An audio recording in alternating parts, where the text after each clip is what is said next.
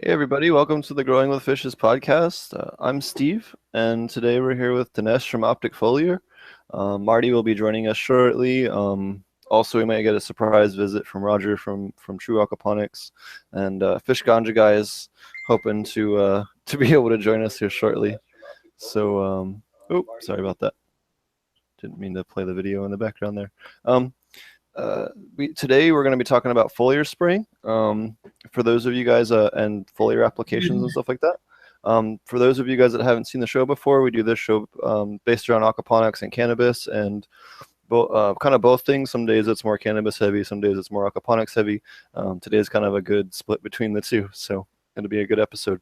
Before we get started, I just wanted to plug Marty and I are doing a online aquaponic class next weekend. If any of you guys are interested, you can check it out over at potentponics.com. Just hit the shop section and you'll see it under there for the online class. And we'll be teaching that next weekend.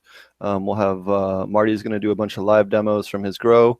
I'm going to do a real nice live hash making demo. We'll go over a couple of different kinds of hash making, not just one. So it'll be really cool. Definitely won't want to miss it. Alrighty, thanks for joining us, Dinesh. You want to tell us about Optic Foliar and what you guys do, and a little bit about your company? Yeah. Hey, first off, thanks for having me on, and nice meeting you at that recent event. Yeah, you can mention that too. Yeah, we met at the Dude Grows Cup a couple weeks ago. Yeah, no, that was a good time there, and pleasure meeting you there. Yeah, my name's Dinesh. I'm with Optic Foliar. I'm based out of Vancouver, Canada, and I specialize in foliar spraying. Been in the hydroponic industry for about pretty much 20 years now. Right after school, got a job in a hydro shop. Worked at a hydro shop for about 6-7 years. Then for wholesalers and manufacturers after, and eventually got into making my own foliar spray products, but not just making foliar spray products, but solving foliar spray problems, and getting into the real nitty gritty of like why things were working, not working, and in what it came down to is that when you take a leaf, and a cannabis leaf, and you blow it up 10,000 times, inside of that leaf, there's a big factory. There's multiple things going on. But one of the keys for a grower and in a foliar spray is that when we're trying to spray something onto the plant, what we were doing is we were just getting it onto the outside, and using spreaders and stickers to cover a plant and get a spray in and allow for absorption, and including spraying the undersides of leaves. But when you look at the composition of a leaf and when you blow it up, it comes down to there's a region there called the mesophyll layer. And it's something that I talk about a lot, and I have in videos and on our website and whatnot. And the reason I go on and on and on about this mesophyll layer, and you'll hear me say it over and over again, probably tonight as well. But when it comes to a plant growing, that's where the leaf takes all the light energy and the nutrients that it's uptaking and converts it to sugars and growth. So when it came down to a spray, when it was sitting on the leaf surface, it wasn't necessarily getting the maximum benefit into the plant. So that's where the first challenge is that, how do we get the spray into the plant? And that all started with our product transport. Think of a wetting agent, think of a delivery agent. I think of it as a carrier or a transporter, a delivery agent. The reason being is what we're doing with it when you spray it onto a plant is that rather than spreading and coating the entire plant, we just want you to spray the top of the leaf. And the reason being is that transport's going to take whatever you mix it with, and it's going to make the plant soak it directly into the leaf, specifically to this mesophyll region. So now that we've been able to solve that, there's a few other things that we've been able to solve along with it. The big one, and this one is one that kind of sets a few people back, is you can now spray it with lights on. Full sunlight, indoors, outdoors. And there's a number of questions that'll come up as well as I say this. So spraying with the lights on, why? The burning, the damage. Absolutely, yes, with other products, because what we're doing with other products is we're coating the whole plant. We're not getting it into the plant. And beyond that, we're leaving the salts on there. And that's why even some of the newer products, they tell you to wash them off after. So spray it on, wash it off a few days later. What we're doing, again, and I guess in the most simplest terms I try and explain it, is you spray the top of the leaf, and what we do with the leaf is we just open it up to make a temporary highway into that mesophyllid layer directly. So, depending on whatever city it is, I-50 or I-55, I-420 for this show, and it goes from the leaf surface right to the mesophyll layer. And so by getting it into that mesophyll layer, everything is now immediately available.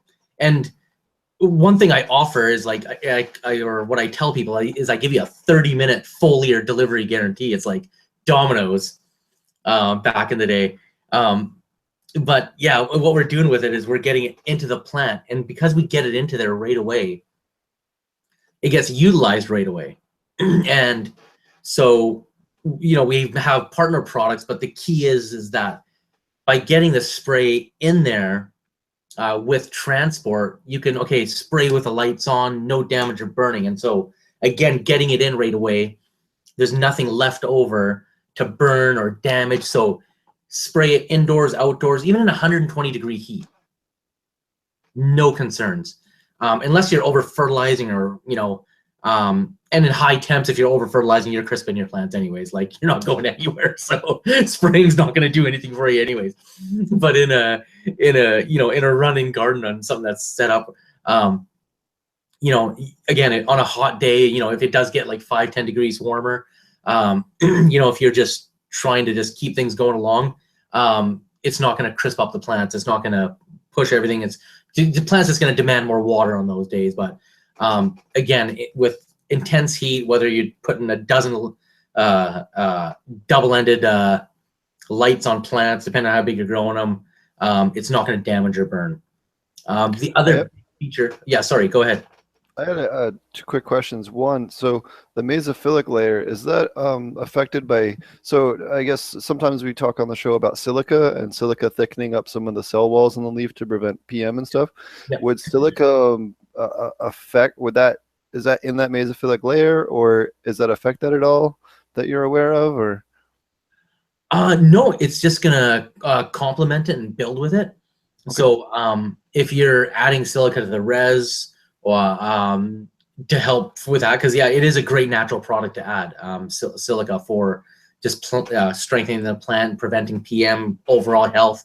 I think silica is one of those products that on top of base nutrient, you got to use silica. Everyone should use silica. Yep. Absolutely. Even if you're just doing lettuce and aquaponics, it makes a night and day difference in your pest control, and then your especially fungal resistance. It's so night and day different. We ran a test where we intentionally introduced PM to a lab that I was working at, and the system that had above, we ran it at 0 parts per million silica, 60 parts per million silica, and I think 120 parts per million silica with lettuce and tomatoes. And if memory serves me right, it's been about 2 years since I did the test. Anyways, the one with the two with the silica just ignored the PM, and we dumped it heavily on from that pretty heavily infected plant right onto the rubbing the leaf surface, like really grinding it in there to make sure they got infected, and it just would not take in the silica systems. Yeah, and that's why I think on whatever anyone's doing, silica's got to be something that they're using on a regular basis. I just wanted to make sure that it wouldn't hinder your using your kind of what you're talking about. That's all. No, we haven't found anything that doesn't complement it, other than like living biologicals, spraying them together. But in terms of like what you're root feeding, no, it doesn't interact or work against it. Awesome. And Yeah. then the other question I had, you kind of touched on it a little bit. So I've heard that, you know, you should always spray when the lights are off, which you already kind of addressed that about the salts and stuff. But I've also heard that it's best to spray about an hour after the lights come on because that's when the stomata are at their largest diameter. Do you want to talk about that, or is that wrong, or what? You know, when exactly during the light cycle would you suggest people foliar spray? Um. In terms of the stomata, they're on the undersides of the leaves. Yep. So in terms of spraying the undersides of the leaves, that's something that we can save you the time on. So there is a theory that spraying the undersides of the leaves gets it in, and yes, people have talked about doing it in the morning because that's a time. But again, the thing is one, are we getting it to the mesophyll layer? Is it working? And transport, well, our carrier, it gets it in through the top, but it gives you the durability to not have to spray the undersides and only have to spray the tops, and you can spray it anytime during the day. So whatever you want to spray at any time during the day, you can spray it, whether it's 10 minutes after the lights come on, an hour after the lights come on, or 3 hours, or any time during the day. But in terms of directly that time, I think that's one thing that was one of the old techniques that I used as well. But we never found a consistency with it. We never found anything that, especially within that time, it is like, it's such a controlled environment as well. You got to have that controlled environment and the healthy plants. But yeah, it's just something that we just haven't found to be helpful. Like, you can do it at that time, but we've made it easier where you can just, like I said, with our transport, do it at any time and get it in there right away. Awesome. I'm sorry, I didn't mean to interrupt you. You were talking about the difference in your delivery method, I believe, before I interrupted you. I apologize. Oh, no worries. Yeah, so with our transport, like, you don't, okay, so we touched on you can spray it in full sunlight. You don't have to spray the undersides because we're getting the full delivery through the top of the leaf. Another one is people used to pH it, and like, the question you had about the undersides and the stomata, don't got to worry about that. You don't have to pH the solution. And the other concerns that have come up is like spraying in high temps, low temps, and high humidity, in terms of adding to or being the cause of powdery mildew. So again, it doesn't. You can spray it in the high temperatures and low temps, and in terms of high humidity, you can spray it in high humidity, and it's not going to lead or add to powdery mildew. Or we make products to kill powdery mildew, but that's a different conversation. But in terms of like transport and getting a foliar spray into the plant, it's a game changer, because the reason I say so is the other categories of wetting agents, they come down to alcohol, alcohol base, saponin base, yucca base, and you can't. On that note, you can't use saponin or yucca because both of them are extremely fish toxic. So if you're looking at using it in aquaponics, that's the last thing that you want to do, because you will. The ancient Native Americans in California used to take yucca.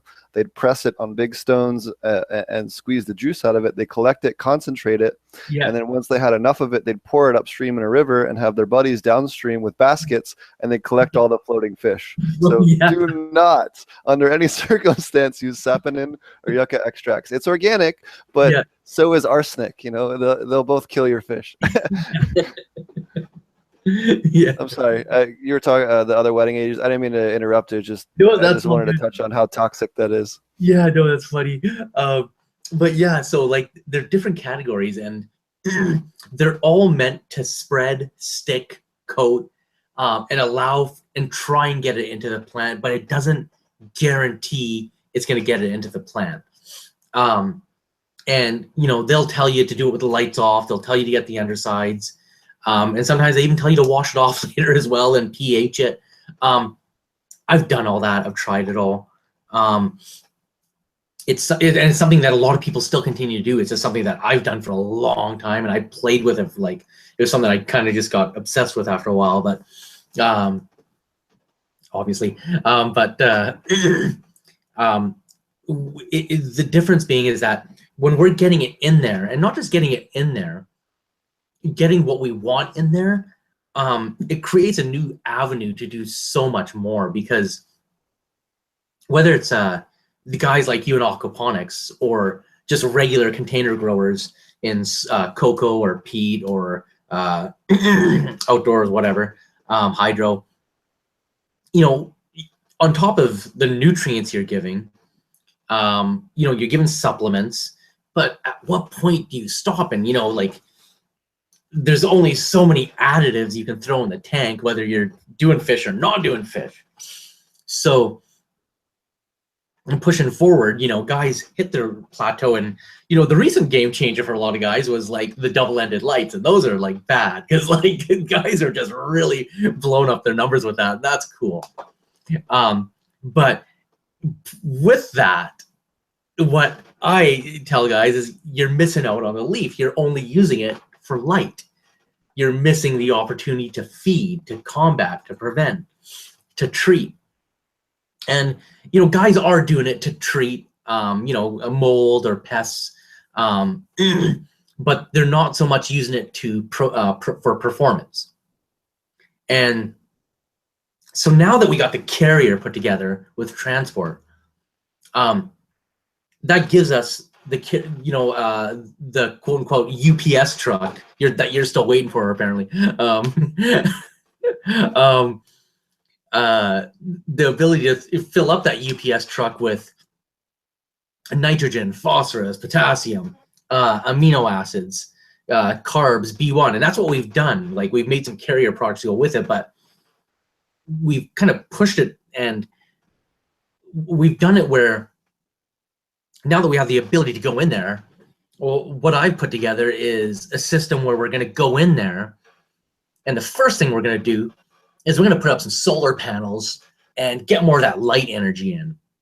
And that's what we do with our Watts concentrate product, is that we increase, the geek terminology is chlorophyll fluorescence, photosynthesis, light energy. We increase that. So we increase the amount of that coming in.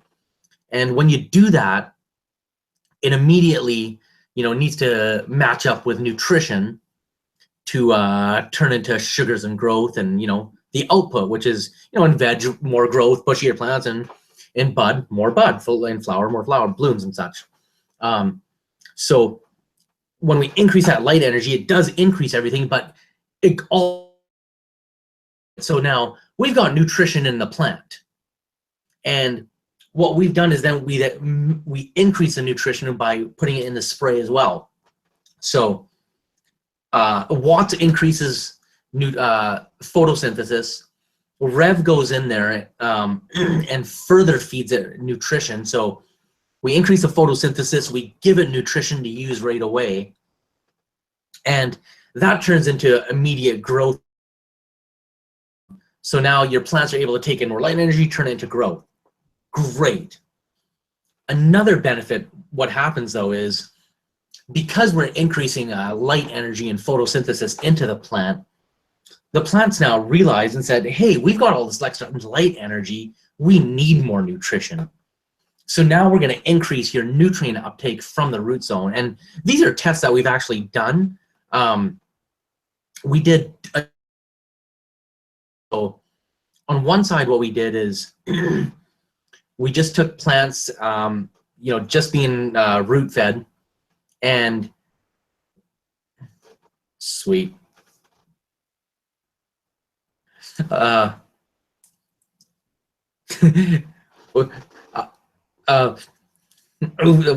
took some plants and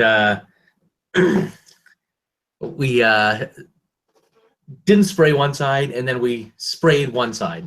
So after spraying the one side, we took random leaf samples, had the plants that weren't sprayed, plants that were sprayed, and basically after 4 or 5 hours, there's, between NPK and macro intake, it was about 50-60%. And then on a root feed test, what we did is just base nutrient, no foliar feed one side, foliar feed the other side. And just on the uptake, it increased NPK and micro uptake by about 30%. So what I'm trying to make is that through the leaf, we can increase more light energy, more nutrient uptake, and nutrition delivery, so that in one spray, and that's what we try and do, or that we have done, is we put it all into one spray rather than multiple sprays. So with that base performance spray, we then give you the ability to add in mold control or bug control and still do it with the lights on and just spray the tops. But what this gives the grower then is that when you've got your garden put into set in, and you're able to get another new round of growth or push growth just by through the leaves. That's awesome. So do you want to tell us some of the benefits that foliar feeding would have over, dosing to the soil or some of the other methods that are out there? It's going to complement everything that everyone's doing. So whether you're in aqua or you're in soil or cocoa, you're feeding your plants, you're using lights. What our foliar spray is going to do is give it the direct benefit, and it's going to increase what you're already doing. So you already got money invested in lights and your nutrients and your reservoir and whatever you got going on in there. Let's get more of it in there. Let's get more light energy in. Let's get more lumens in. Let's get more moles going. Let's get more phosphorus and potassium into the plant, because those are just keys into getting more bud and more bud development. Awesome. What are some of the more common questions that you get on a regular basis with some of your foliar stuff for as a foliar product company? I get a lot of pushback, I think, first and foremost, and for really good reason. Because just like when I used to foliar spray a lot of products, some of them were good and they worked, but they all had a side effect. And so, I had some routines where it's like, okay, Monday you're spraying a pesticide, and Wednesday I'm spraying a nutrient spray, and Friday I'm doing a mold spray, and in between I got to do a wash off in between, and you got to time it as such so that you do it in the middle of the night. And who's got cuts and bruises from spraying in the middle of the night, right? And getting under plants and whatever, just the fun that happens. So it's just making things easier. It complements what you're doing, and just allows you to do it at any time. Awesome. What's some of the strangest questions you've gotten with about your foliar stuff? I know I've had a couple of really bizarre questions we've talked about on the show, and we've had a couple of other guests that have told us some pretty ridiculous stuff. I was talking to Mammoth P today. They're going to be on the show soon, and they had a couple of ridiculous. I asked them that question because we were going over the stuff that we ask people on the show, and the one that they gave me was ridiculous. I won't say it now, but when they come on the show here in a couple of weeks, we'll do it. But what's some of the weirder ones that you've gotten? I don't know. I need a minute to think about that one. Yeah, I don't know. I've had a lot of conversations. The best one I've had, I had a customer ask me if he could feed his newborn betas by pleasuring himself into the aquarium, and that's the polite way of putting it. And I was just like, no, don't do that. But the guy was dead serious. He read it on some online forum, and it's just like, this is why we should not have online forums. No, I was kidding. I've had some guy tell me about using used tampons. You know what? I have heard.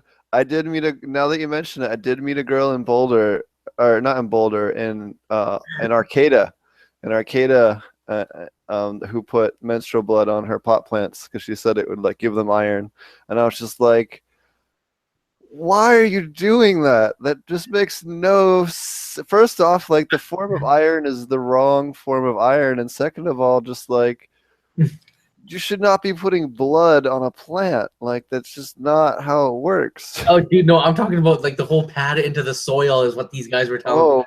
Oh, that's even. I don't know which one's crazier. Pissing on plants. Yeah. Pissing on their plants. God, what else? Yeah, no, there's a couple off the top of my head. So you were talking about earlier before when we were first talking out of DGC. You said you're working on an aquaponic specific foliar spray. Yeah, well, see, because all I do is foliar. We're always looking to new markets and where else we can go and help people. And I learned in the hydro end, our basic products that we sell in hydro, they work for the cannabis growers that we've talked to that have done aquaponics and hydro. They've had success with it, and it was great to hear. But on the commercial leafy green end, it was a bit of a different conversation because they needed something more custom and specific because they didn't want they use much different components than what we use in a hydro, much different setup, and a lot of different concerns they had. So there's certain elements they wanted removed, certain elements they wanted added in for different types of protection like mold and health. And so we made a custom formula for the leafy green market that we're having tests for the customer that we made it for. So, it's been so far so good, and the fish are all going. So we're looking forward to the final test after a few months. Is that purely a mineral base, or is there microbial in there as well? No, just mineral, no microbials. Okay. Awesome.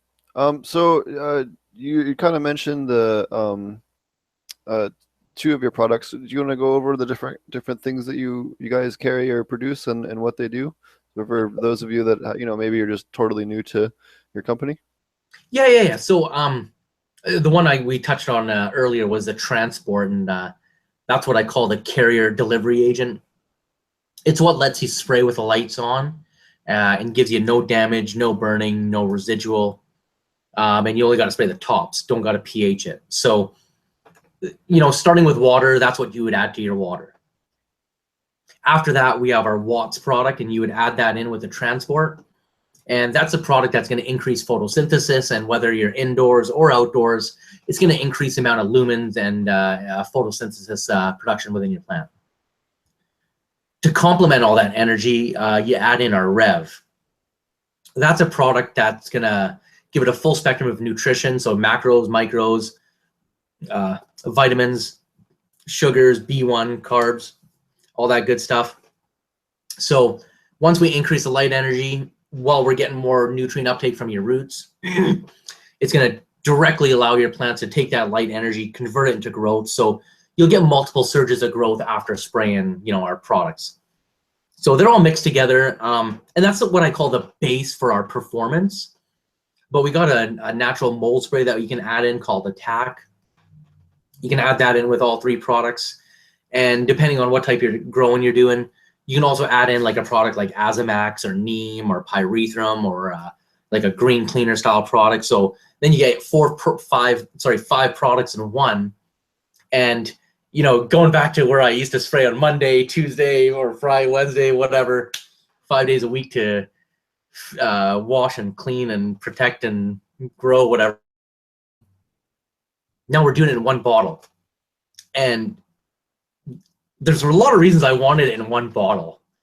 Not just because it's convenient, but there's a lot of things that come along with it. So when the one thing I always look at is when we're combating bugs and fungus and slow growing plants and root rot and lockout and deficiencies, we're losing growth.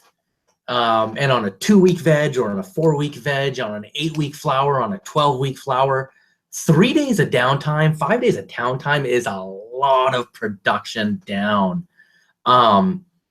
And, you know, for me, growing was all about production, well, quality and production. You know, we had to have that balance. And, you know, when we ran into problems, like, you know, we don't need problems when you're in production. And, you know, I'm still in manufacturing and you don't want to have downtime. So what we're able to do with our spray is, whether it's a bug problem or a fungus problem, and what I recommend, you know, getting a regular performance problem on there, we're not just looking at the bug problem or the fungus problem. We're looking at it, we're combating it, we're preventing it, but we're also pushing growth at the same time. And that's a big key and a big difference that guys can start taking advantage of, is that whether they're protecting or preventing or just looking to enhance growth, it's something that's always gonna, because it provides nutrition, you're not gonna see deficiencies. You're always gonna see healthy plants. It just helps the plants always push along while you're feeding nutrients. So you get back from a lot of guys is they never see sick plants, they never see deficient plants, and you know they're always getting good production, good healthy plants, and you know the output shows them as well. But it's just that one option to do it all together, and you don't always have to spray the bug or the mold spray.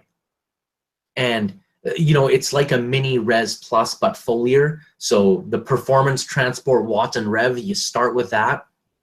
And you don't want to add the bug and the mold control. Don't. Only do it when you want to, when you need to. And just, you know, you can spray cuttings, you can spray plants and grow.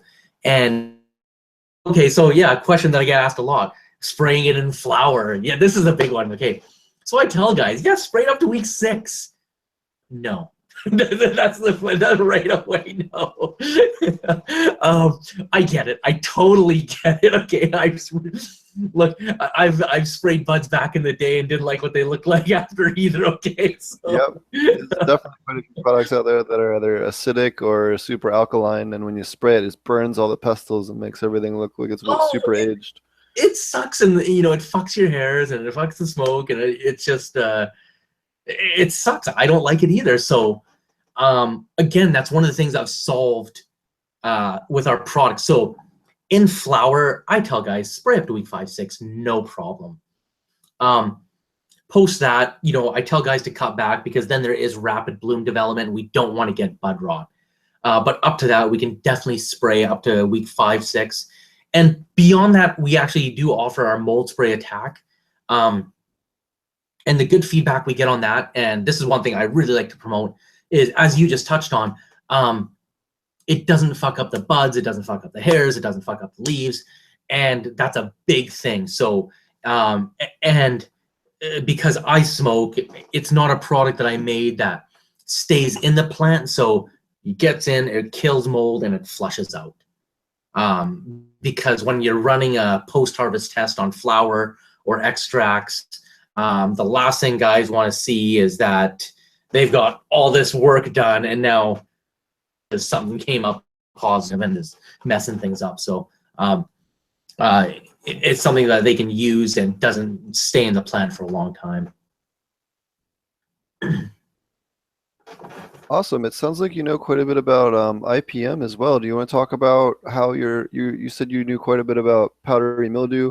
We haven't really had a really good guest that could kind of explain how that, you know, infection takes place and all that. Sounds like you know quite a bit about it. Do you want to touch on that a little bit and how your stuff works on killing it? That sounds pretty cool. Yeah. So in terms of IPM, like one thing I recommend is, again, it comes back to our transport, but how to combine it with different products. So like Azamax or Neems or pyrethrums, I tell guys to start at 1/4 to half strength with any of those products, and then mixing in our transport at full strength.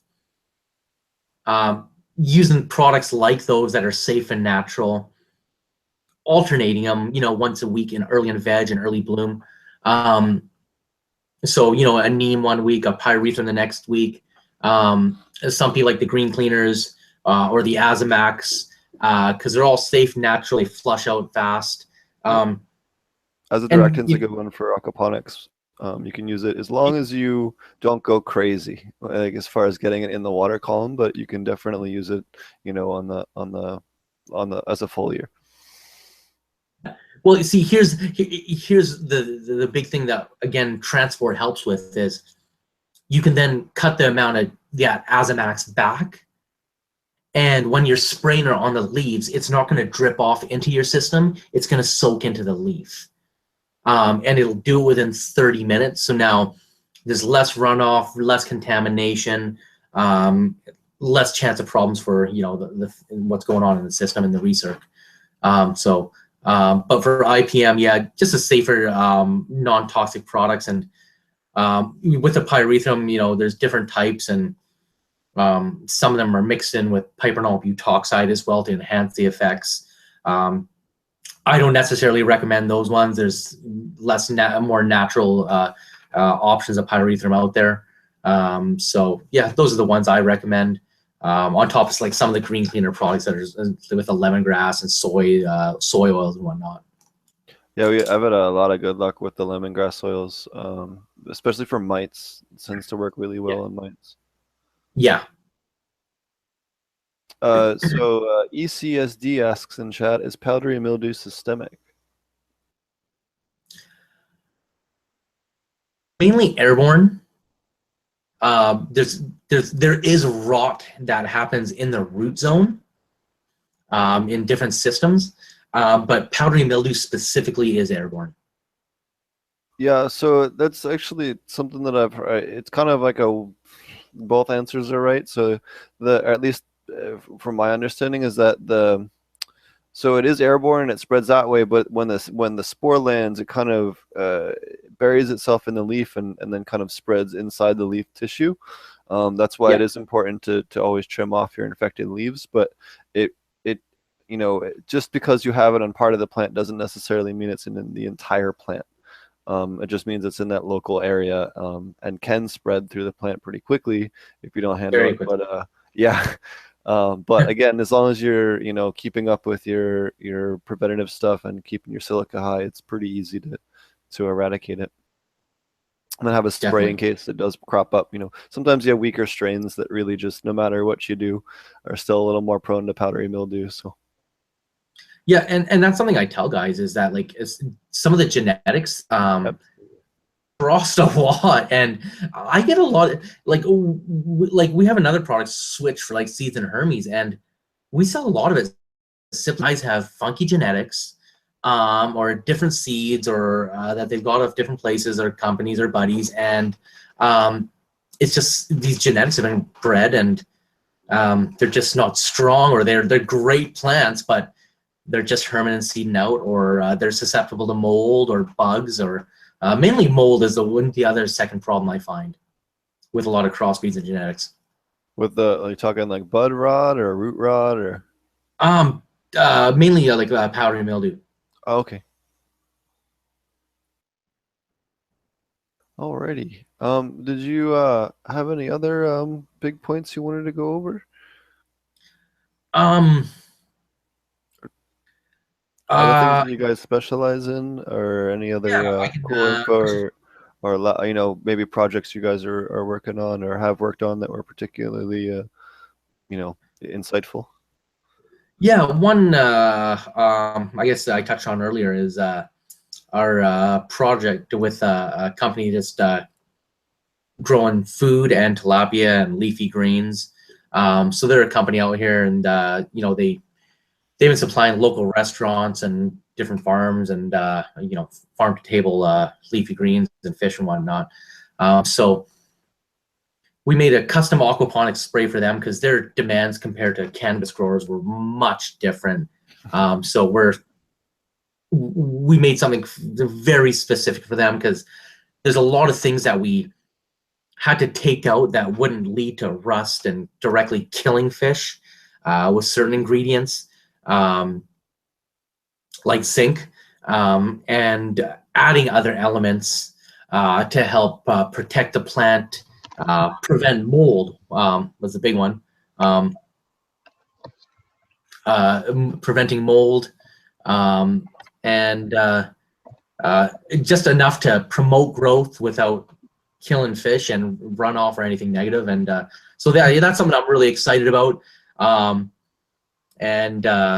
looking forward to seeing the results on that, because I think again, it's I find aquaponics really cool, and the potential of it on so many levels, because you know, you're getting fish and leafy greens at the same time, and that's just fantastic.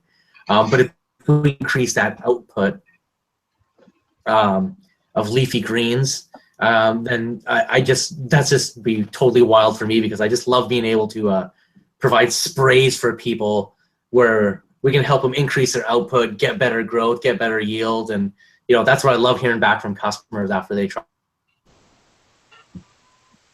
Do you have any questions about aquaponics? Maybe that's the other way. Maybe that's a better question. Yeah, I'm curious to learn if there's other types of fish and what other plants are new or like easy to grow in, like this one's outside of the common ones, like tilapia and leafy greens. Yeah, so depending on how the setup is, you'll get different benefits. So if you're trying to grow root crops like potatoes, carrots, onions, garlic, for example, you'd be much better off doing something called a wicking bed, which is kind of like a grow bed that would have a liner in it with gravel on the bottom, a piece of pipe that goes across the bottom of it to allow as a manifold that goes all the way up to the surface, and then a layer of shade cloth on top of a layer of stone, and then soil on top, and then basically you either top it off with fish water from your system and just do kind of like an export to, you know, just like a one-way, like a termination kind of thing, or you can plumb it straight in line and have the water flowing through that bottom gravel layer and just make it a little deeper, and you can run it slowly in line and into a recirculating system, and that allows the water to wick up and it gets all the nitrogen and everything, and then you can actually choose the moisture level of the root zone based on how deep you put it in a wicking bed. So if you're growing really peculiar herbs like osha root, for example, needs a very specific moisture level if you're going to try and grow it on a large scale. And that's one way to do it, is to have, you know, basically choose the depth on it and how deep they are, and then you can get, you know, it won't change because the water level is going to stay constant at the bottom. The moisture level will always be the same, you know, after it's had about a week to stabilize, you know, and it's really good for really finicky herbs that have really peculiar or higher than normal moisture level requirements for their root systems to do well. There's a couple of other herbs. I can't think of everything off the top of my head, but then you can grow root crops and things like that, and it's no problem. Some of the other things, so if you're going to do herbs, so like something like rosemary, basil, anything that's going to produce like an essential oil, you're far better off growing them in something like an NFT, or even doing them in specific pots that you can occasionally lift up and prune the roots on, because when you prune the roots, the plant thinks it's under attack by insects and will produce more essential oils without you necessarily damaging the part you're going to harvest. And then you can pop them back in, and then basically the plant will become a stronger flavor or a stronger smell and produce more essential oils. So that's another way, you know, to produce them. And then if you're going to try and do high yielding stuff, flowering, fruiting stuff tends to do a little bit better in media beds, or something that you're going to grow long term. They do better in media beds because the media beds and the weight of the media beds and the roots in the media bed will anchor the plants. You know, especially anything you're going to grow more than 3 months or so will do much better because it gets a chance to anchor and it won't flop around. It won't fall over if you get a wind gust, or, you know, it happens to get too much fruit on it or whatever it is that you're growing. And then the better method to do everything, if you're going to do fruiting crops, is to put them in a dual root zone pot, which I have a couple of how-to videos on my YouTube channel if you're interested more on that. But basically a pot that's half filled. Take like a 5-gallon, 4-gallon, 5-gallon pot, Fill it up halfway with, make sure it's a screen bottom. If it's not, put a bunch of holes in the bottom of it. Then put a layer of burlap on top of that, and then put a layer of, soil mix of your choice. I like to drill a hole on the pots on each side in order to make it easier to know where that burlap layer is. I'll fill the media up to there, and then I always know, even when I'm sinking it back down into the grow bed, where that burlap layer is, so that I don't have to worry about putting it too far down.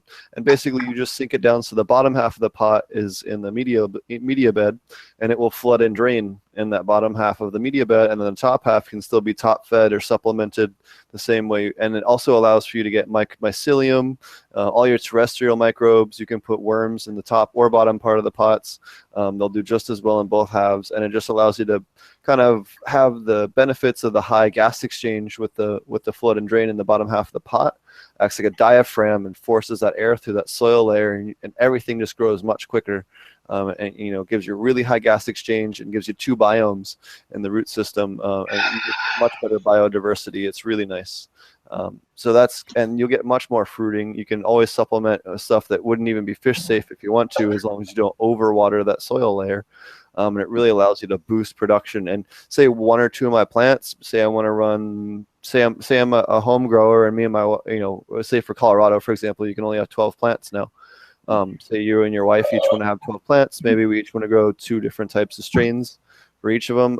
Maybe 2 of those strains in the aquaponic system need completely different nutrients. Maybe they need more nutrients, or maybe they need half the nutrients because they're burning.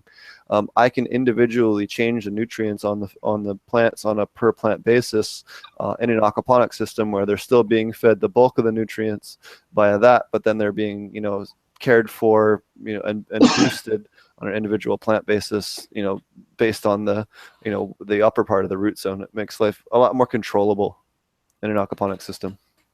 So you're saying you can actually use like a hydroponic base nutrient as long as you don't overwater it and have overflow in that top layer. Is that basically the same thing as like you do in a hydroponic system when you drip to waste and you overwater it 15%? So if you water it less than that, so that's what you're saying, right? About the top layer. So how I do it is I'll take a 5-gallon. Usually I'd use 5-gallon pots, just because it's for doing shorter veg growth. If I'm going to do a long run, I'll set them up in a bigger pot, but usually I just use the 5-gallon pots, and I'll set them up in there. And then what I'll do is, before I transplant the clones into there, I'll take the first one. I use the same soil mix, so I've only done this a handful of times. You know what I mean? But once you have your soil mix you're going to use for the upper half, just take it, put it in the pot, and then slowly take a measuring cup and just pour that set amount of water into the upper part of the soil zone until you see what saturation is, and it starts to drip out the bottom, which is really easy to tell. Then once you know the volume, cut it in half, and then you'll never overwater. Just give it about a full week to dry back out, because you've already super saturated it. But as long as you do that, it's no big deal. Now I tend to stick to fish safe nutrients that I'd use it. I might use them extra strong in that upper soil zone, especially if I'm trying to boost them, especially when I flip them.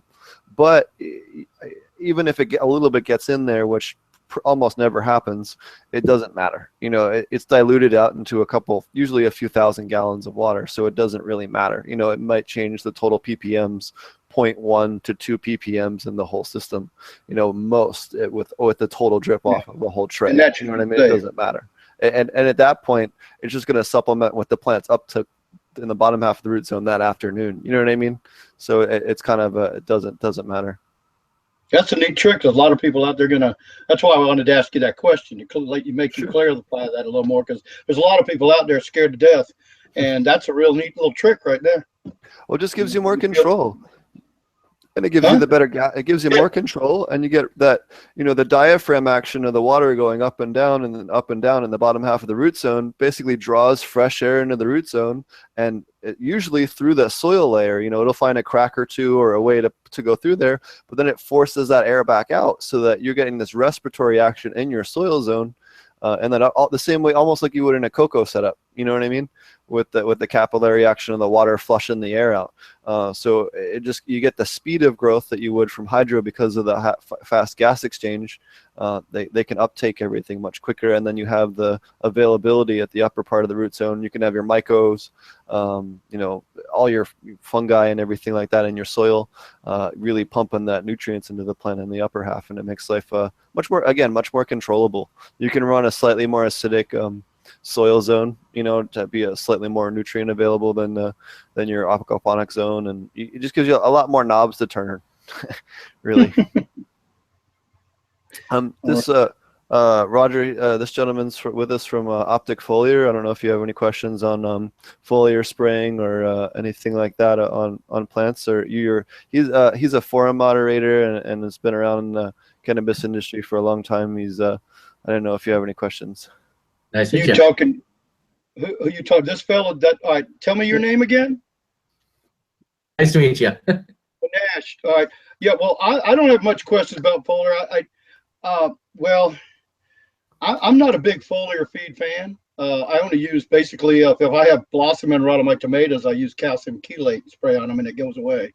But I actually, when I teach people not to use it unless you have a problem.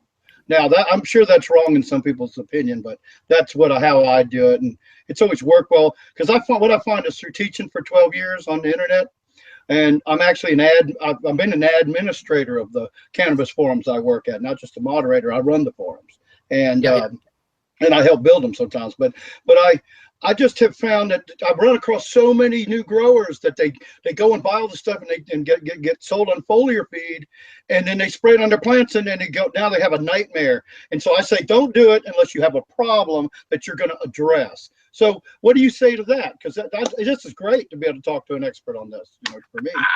And you're like the perfect person I actually like to meet, because you've had a lot of the experiences I've had, and you've seen what I know. And what I know is you guys get sold certain products, because I used to work at the retail level. I've worked with these companies. I've worked with the whole thing. So what happens is you guys get sold foliar spray products that sound good, but you have nutrient companies trying to sell you something that they're not an expertise at. So, right. Like you don't want to buy a nutrient from your lighting company, and you don't want your nutrient company selling you a light bulb, right? Because that's not what they do. What they do best is nutrition. What I do best is foliar spraying, and the reason I say that is whether you use it as a need or as a cure, what we've done is we've reinvented the foliar spray. So instead of spraying with the lights off, we'll show you how to spray with lights on. Instead of damaging burning, we won't show you any damage or burning. You won't need to pH it. You won't need to spray the undersides. There won't be any residual.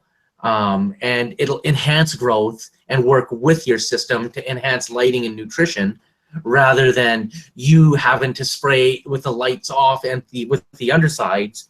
Because when you do that, you're not getting it into the plant first, and secondly, you're seeing the side effects, which drives you into this.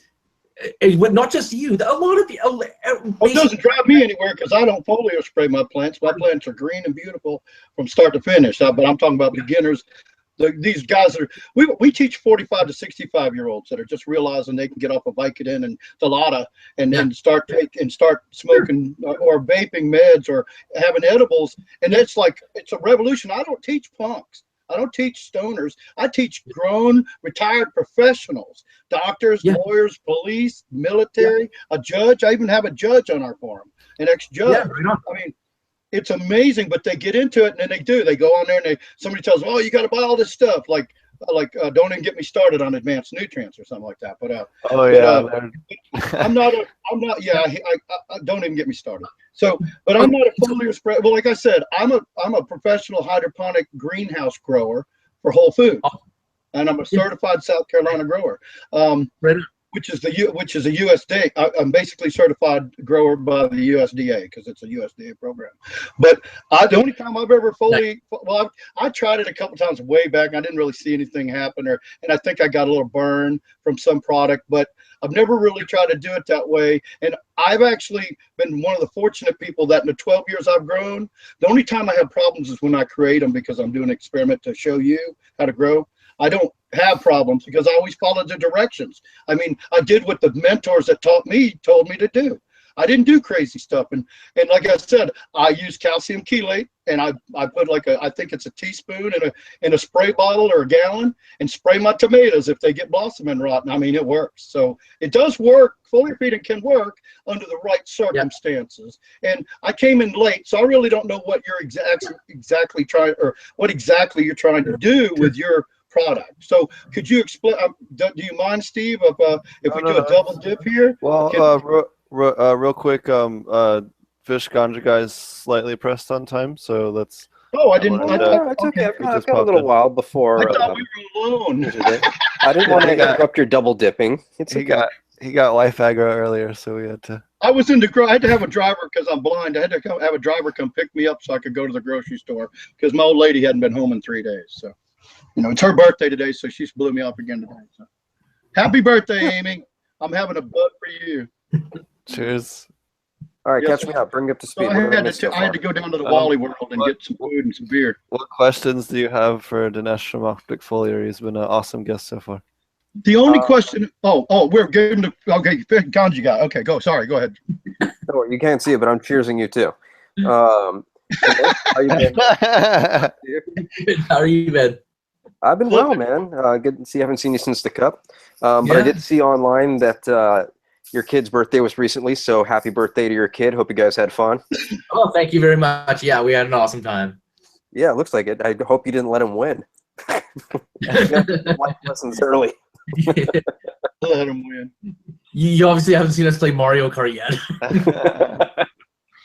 But let's see. I'm not sure what you guys covered on Optic Foliar earlier. I don't want to really double dip, as seems to be the phrase tonight. But is there anything important about Optic Foliar and aquaponic growing that I should be aware of that I was not here for earlier? No, I don't know if you've used it yourself in your aquaponic with cannabis, but we've used our three-part, four-part with cannabis growers that are in aquaponic systems with no issues. But for the leafy green end and other aquaponic growers, we made a completely different product for them because they don't need certain elements that we provide in like our Overgrow or Watson Rev products, whereas because cannabis plants have a much higher demand, but for the leafy green market, microgreens and such, they're just looking for something that has more micronutrients and a few other elements. Well, right on, man. That's very considerate of you guys to look at the people who aren't really in our industry necessarily and take them into consideration. I know a lot of different companies should probably do that too and start to expand a little bit. Go ahead. See, that's one funny thing is like it's not a big segment of our business, but we also actually sell to flower growers here locally. Every region, a lot of regions have the floriculture industry where the flowers that are available at the Costco, Safeways, grocery stores. So a lot of the big growers for BC, where I'm at, they're all in the Fraser Valley here, and we supply a lot of our transport to them for use in spraying with their pesticides, fungicides, and sprays to reduce costs, and they do it in the middle of the day. Nice, man. Yeah, I use it on all my mothers, my seedlings, never have any burn issues. And then when I say it, I mean usually just my overgrow mixture. And then for up to week 2 of flower, when I'm still foliaring, doing foliar treatments, I'll be hitting that as part of my my cycle. Like I've got 1, 2, 3 different rotations I cycle through. Like day 1 will be overgrow, for example. Day 2 will be, say, kapow and something else. Day 3 will be more of a beneficials day. So, but yeah, it's definitely in the rotation because I see great results. I see picked online. They're really frosty. like nice frosty buds. Thank you. And yeah, that's all the Eagle 20 I'm giving him through the roots. Oh yeah. It's not just a foliar treatment. So but thank you, man. We had a question from chat, and it goes, "Oh, do you want to?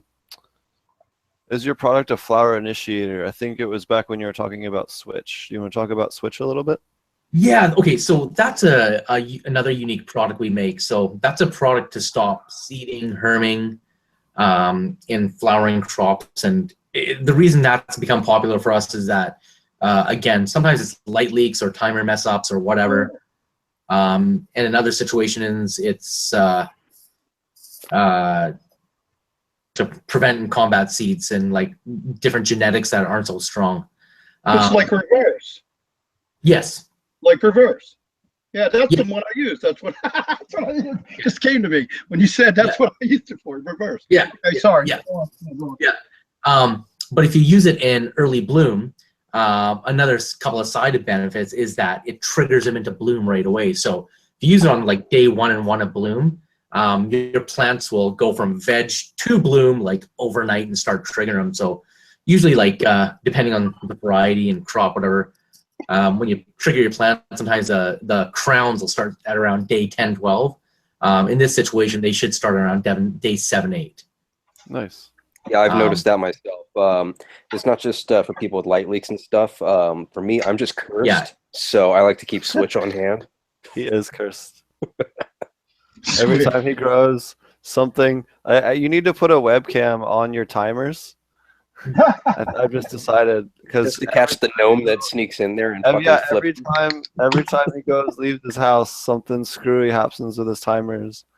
Yeah, dude, there's a gnome that sneaks into the garage and starts jacking them up. Or there's a gremlin in there. Regular seeds? Are you growing regular seeds that are herming or fems? I've had both. You've had herming from your feminized seeds? No, but it's not just about the herming. It's about issues with like my timers and stuff. Something always goes wrong with my timers. Oh, so it's like guaranteed something's gonna happen. Yeah. Well, what was your question? You had a question, Roger? Oh, well, I was just going to ask him to go back to tell me what products he's selling and what they do. Oh, wait. Sure. Oh, that was my thing. I just wanted you to like do the start where you talk about what you got so that I know what you're talking about instead of being in the middle of the conversation. Yeah. Sorry. Sure. Yeah. I think 2 products that can really sum up our line is our Transport and Overgrow. Transport, if you think of a wetting agent, what makes it different from a wetting agent is that it lets you spray with the lights on, no damage, no burning, nothing to wash off. You don't need to pH it. You don't need to spray the undersides of leaves. And one easy example of how to benefit from it is take a product like azadirachtin, use it 1/4 to 1/2 strength with Transport, spray it lights on, just the tops of the leaves.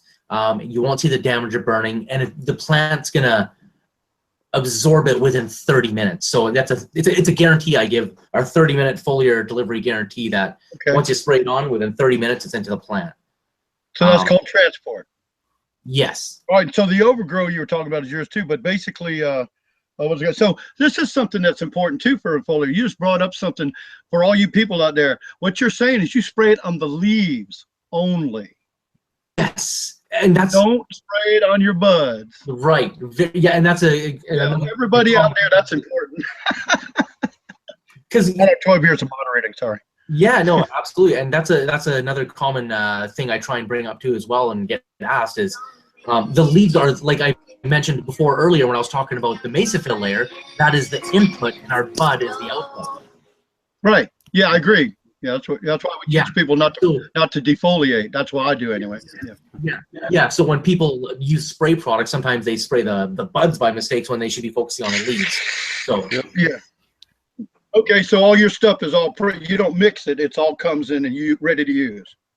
No, we have a concentrate, but I think a good example, and this is what I'd offer you as well, is our Overgrow. Our Overgrow is everything mixed in one. So it's a product you can spray lights on, it's ready to use. It's going to increase photosynthesis. It's going to provide nutrition directly. It's going to increase nutrient uptake. And it's going to help prevent mold and enhance your plant's health all in one. Nice. And at the same time, if you want, you can add an azadirachtin or a neem oil to it at any time so that it's performance plus mold and non-toxic, non-carcinogenic, no residuals, nothing to wash off, just spray the tops. And it works. And this is a big thing that I Tops also of the leaves. Tops of the leaves. Just the tops of the leaves, but it's meant to work with your system. So you've already got the lighting. It's essential for plant growth. We have to have sunlight. Like, we can't grow plants without sun. We have to have nutrients. So what I'm trying to do with this spray is not just give you a spray that directly benefits through what I'm trying to do, which is nutrition and growth and yield and performance and health. That's in the product. The secondary components are there: intake and nutrient update.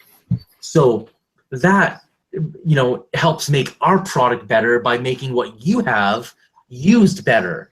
So again, it's multiple benefits that we give, and a good example of it is our overgrow.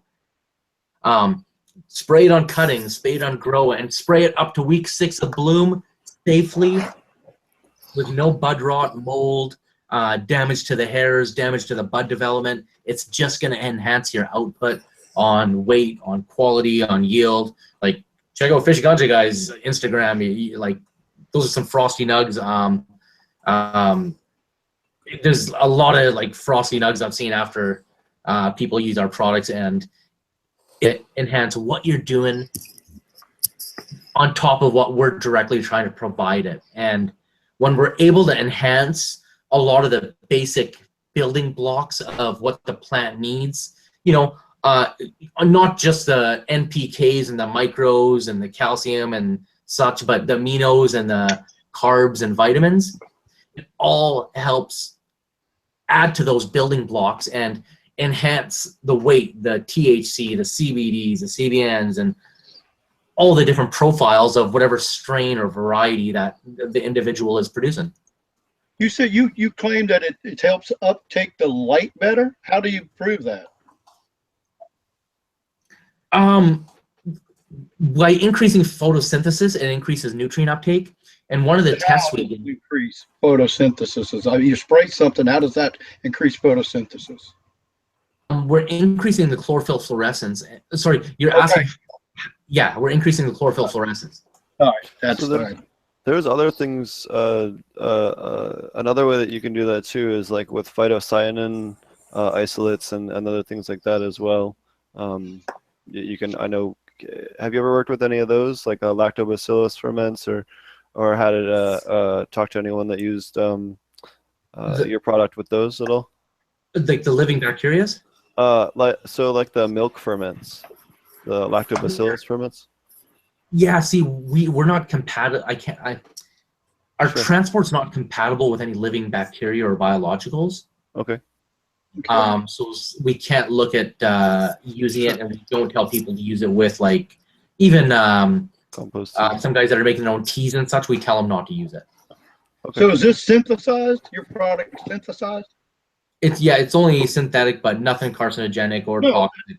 Just wanted to clarify that, because when you said, well, can't put any bacteria in it, and so it sounded synthesized to me. Well, yeah, it's like I remember Dinesh mentioning that whole thing with the biologicals a while back. So when I'm doing my rotation, I make sure that if I do any recharge or OG Bio War Foliar, I make sure to do that on a separate day, because I know that it's not going to have any residual effect even like a day or two after spraying overgrow.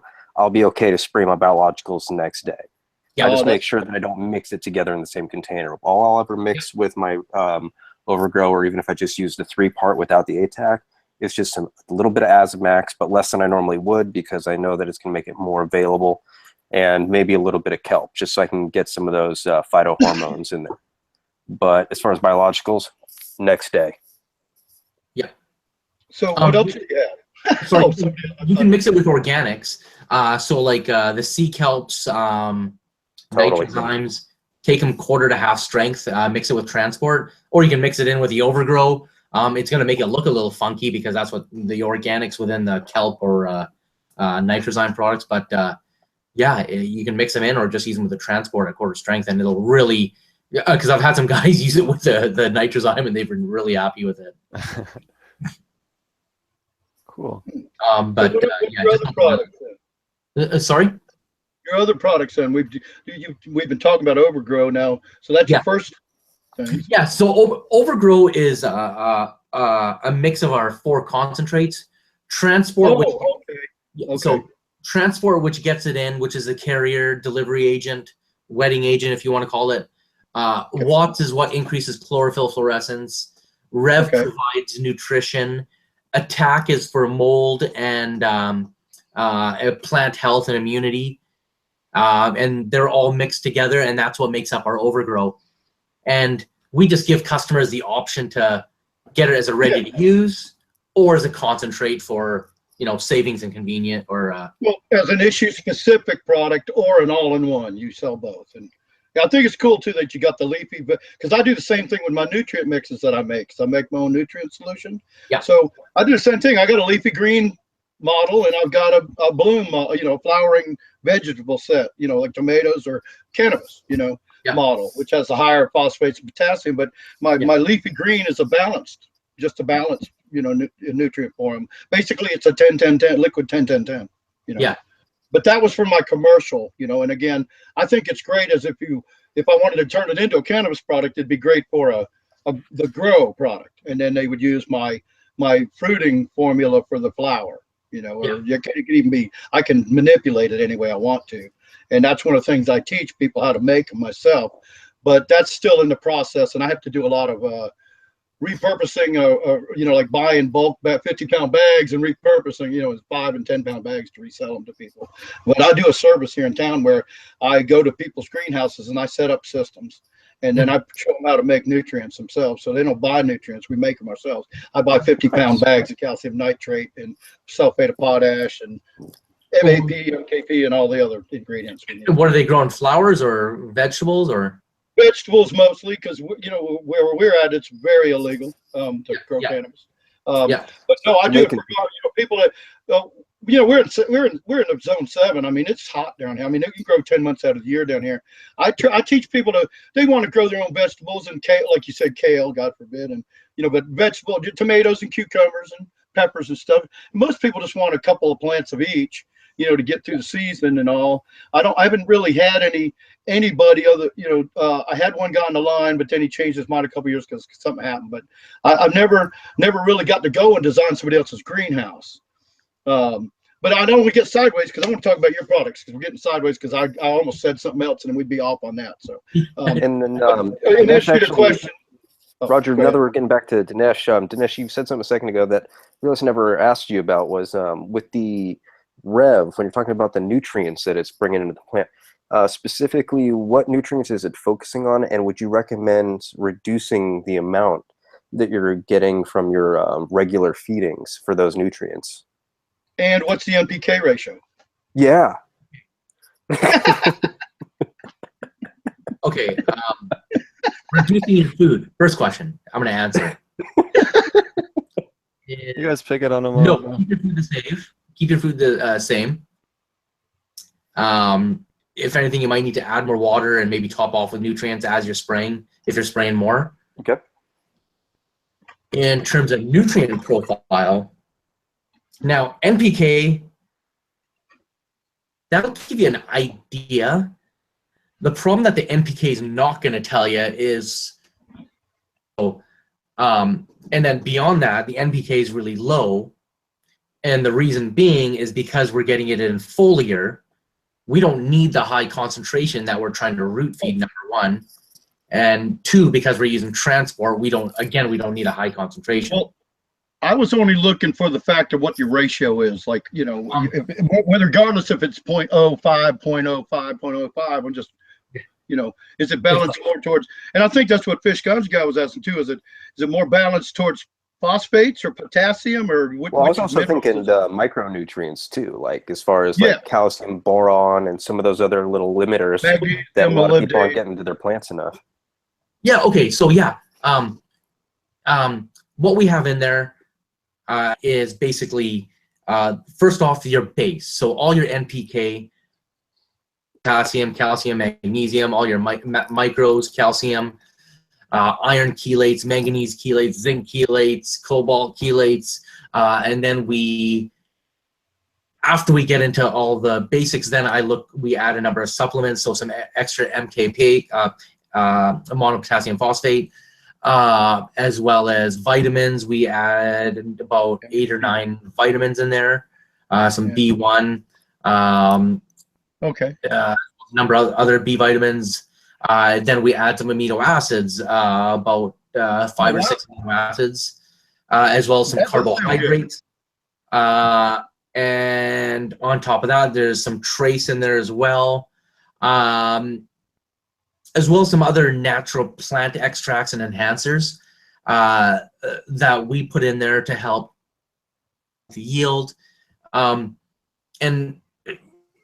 one thing I haven't mentioned is there's a personal policy I have when it comes to anything we use, and it comes down to if I can't smoke it or eat it myself in the end, it can't go in the product as a raw material. The reason being is that it gets into chains, whether it's fruits, vegetables, smoke, cannabis, whatever. And there's medical patients involved in that too. So as well as me. So and I promote clean. Like this, okay, so there's an initiative, on a side note, there's an initiative I recently launched called the Foliar Resource and Learning Center.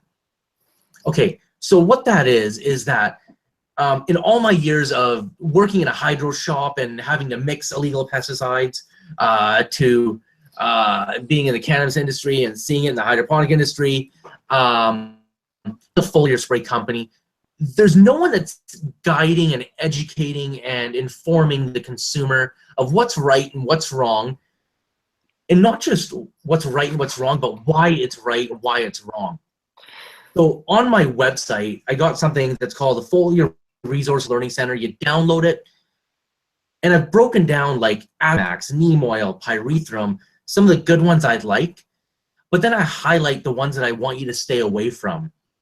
Avid, abamectin, floramite. Here's a good one. Guardian. Floranova, Eagle 20. Eagle 20 is a product that's actually used on food crops, and it's safe for use on food crops. The problem is that when it's used on cannabis crops, it turns into cyanide. Now you're smoking cancer.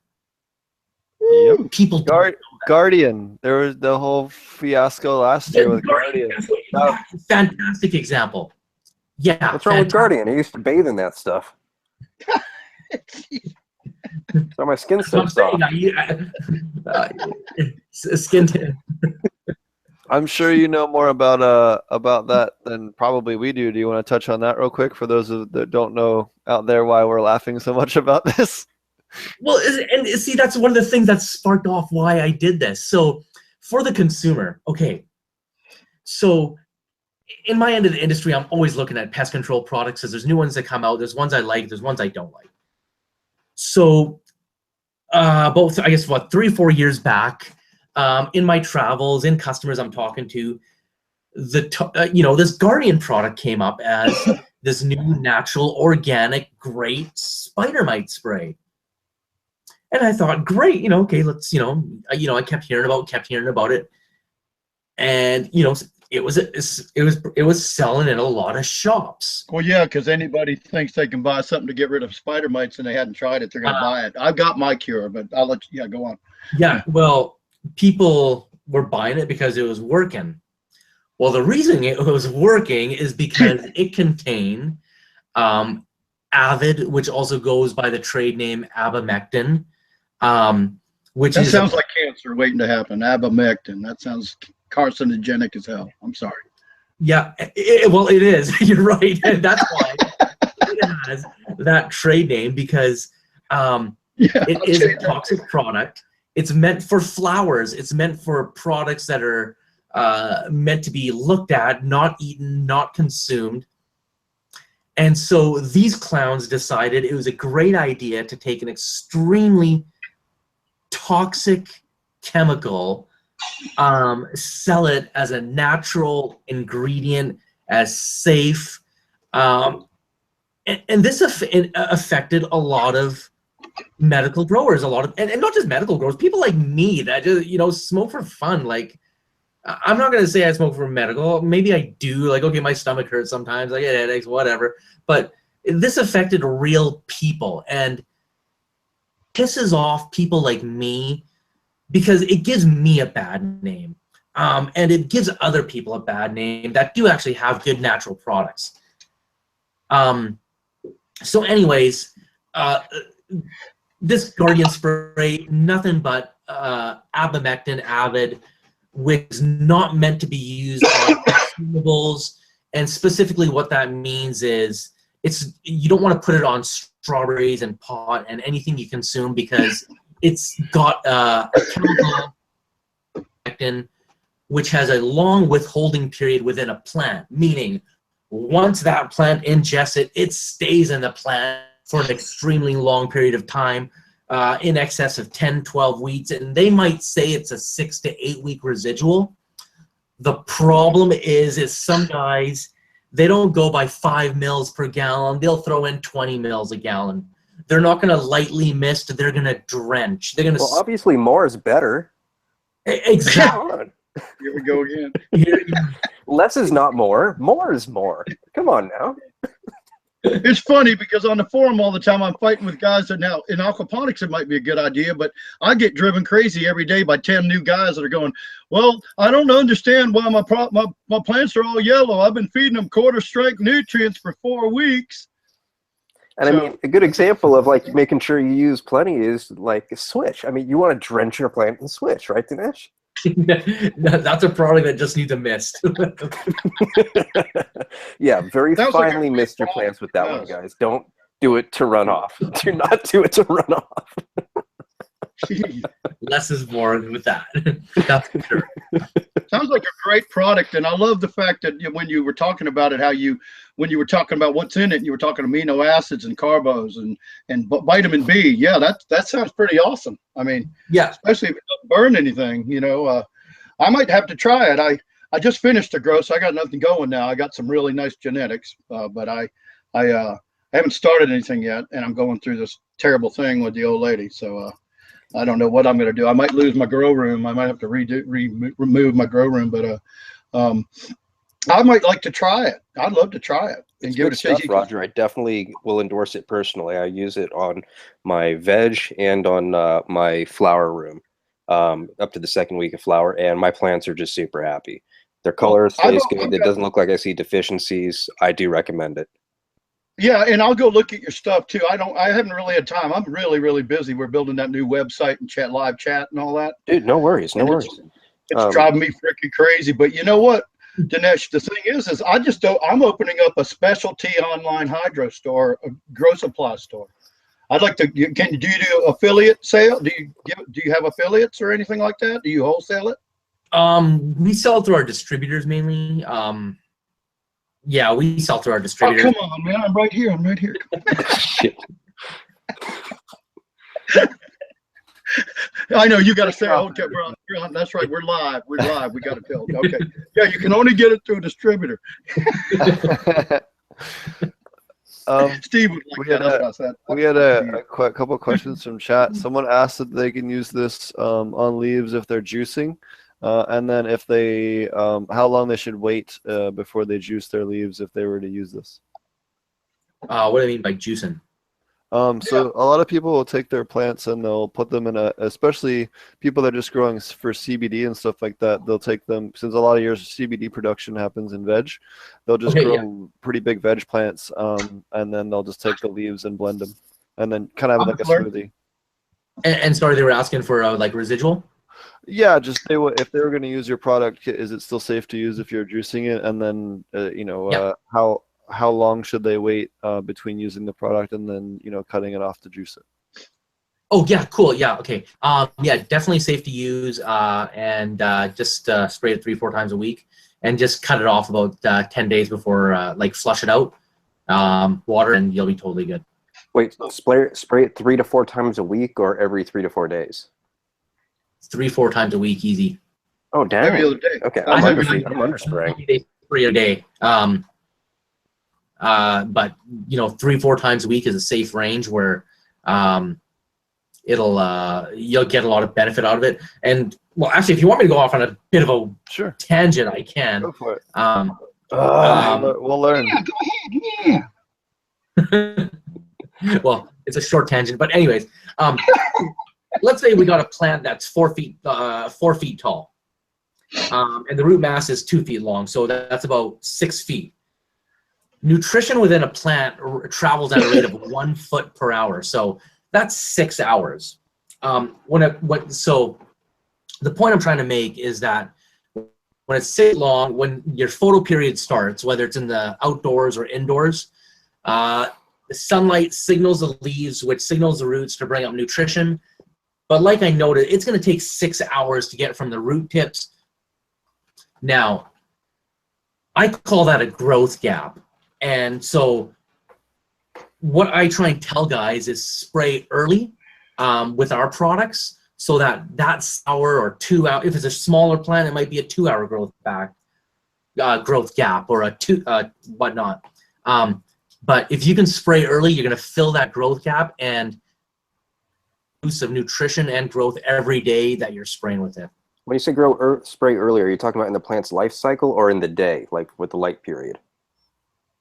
As soon as the lights kick on, like the light period. That kind of early. Oh, Okay. that's like most nutrition should be, right when the lights come on. So good question. Because I was thinking the other way. Actually, that was good clarification there. It's the growth gap that we want you to fill because, hey, as a grower, I want to fill it. So, and increase your output, and there's that gap that you guys have that you're not getting growth. So you're getting this at the end of the day, and then you got all your nutrition coming up, and then your lights kick off. Well, depending on your setup, whether you're indoors or outdoors again, but now you stop that photosynthesis and you have nutrition there that's not getting utilized. So by getting it earlier, we can utilize more and get more growth at the end of the day and overnight. Nice. Yeah, that's good information there. Yeah. We had another question from chat. It says, does this work in all growing methods, soil, cocoa, hydro, and aquaponics? Yeah, it's a spray, so it's going to work with whatever you're doing.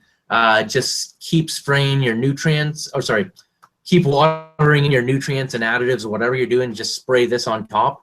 And depending on what type of system you're in, you might just need to water a little bit more often or top off the nutrients in a bit of water. But yeah, that might be the only thing you need to do.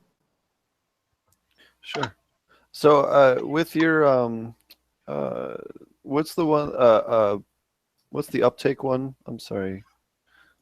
Watts? No. Your transport. So with transport, would you mix transport with nutrients, or it already contains nutrients that it delivers? No, transport doesn't have nutrients, but it's a concentrate, and so the nutrients that we have to go along with it are the watts and the rev. So the photosynthesis component and the rev component has the nutrients. So you just mix them all together, and so the transport watts and revs gives you the delivery, the nutrition, the energy or the increased light energy all together. Awesome. Just mix them all together, and it gives you like the delivery and the nutrition all in one. Okay, I didn't quite understand that earlier. I'm glad you. That takes me back to a question too that I was going to bring up earlier that I started and then I kind of got sidetracked too, but you were answering like something else at the same time. All right. So your individual products are concentrates, and Overgrow is a standalone. You just start spraying it, right? They're ready to use. They're all ready to use? No. Individuals are concentrates. Yeah, Overgrow is a ready to use. Right. And Overgrow is a mix of our transport watts, rev, and you can buy Overgrow as a ready to use spray. Right. And it requires no pH. Yeah, and you don't got to do anything. Just spray it. Just spray. Right. So that's where my question comes in though. When you're using a concentrate and you're using your own water, and everybody's water is pH'd anywhere from, I don't know, they claim anywhere from 4 to 9. All right. So if you put 9 pH tap water in those concentrates, what's going to happen? So Well, here, one note on that. The USDA actually requires your pH to be between, correct me if I'm wrong, I think it's 5.5 on the low end and 8.5 on the high end. I know 8.5 Right. is the high end, but Well, that's close to what I said. Yeah. yeah. I'm just, but generally for mixing and stuff, you use RO water, or you try to use RO water. I don't know if you have a different You answer. should. No, that's I have an RO unit, and that's the number one way to do that. Way when you add something, you know exactly what's in it. Okay, so that'd be so you're answering for Dinesh. So what you use RO water or distilled water to mix with your concentrates, then you don't have to pH. Well, I don't recommend hard water because what you already said, which is you don't know what you're spraying then. Right. So getting distilled water or an RO water is definitely the way to go. Okay. In any unit, if you're growing, definitely the way to go, because then you know what you're feeding your plants and also know what you're spraying your plants. Yeah, we needed all our listeners to know that. That's what bothered me, though. You kept saying you don't have to pH it, and I'm going, wait a minute. If if Joe Blow was over there with 8, and this guy's over here with 5.5, I've got 7, so I got a well water too. I got well water that's unbelievable. It's 200 ppm, but you can't even kill it. You cut a tree down and a damn shoot comes out the side of the tree, and like it re-veges. Yeah, it's crazy around here. Well, you can't. Outside of Flint, Michigan, I'm pretty sure no one really needs to pH it too hard. No, that's that's one place you never have to adjust the pH. Yeah, it's gotta get rid of the chlorine.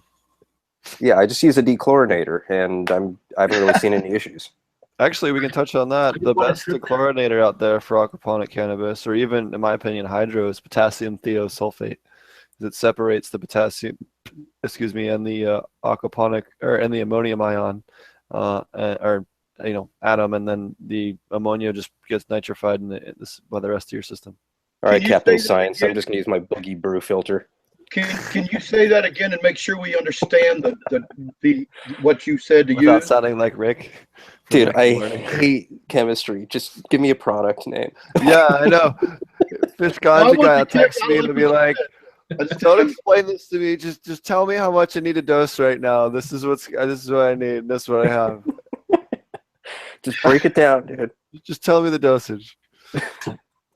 Did you have anything else you wanted to comment on that, Dinesh, as far as the pH in the water? Regardless of what the pH of the water is, if you're using transport, you don't got to worry about the pH. Okay. So even if it's pH 2 or pH 9 or 12 or 14, if you're using transport, you don't got to worry about pH of the water. All right. So when a guy asks me why, what am I going to tell him? Because Dinesh said so. Because we're I don't always work. Yeah. I know how to grow. I talked to the formulator said so, dude. Back down. We got all them new kids that have computers, Tell them to email sales at opticfoliar.com. I'll call Dinesh, Or, do what Marty does and gives them email potentponics@gmail.com every time.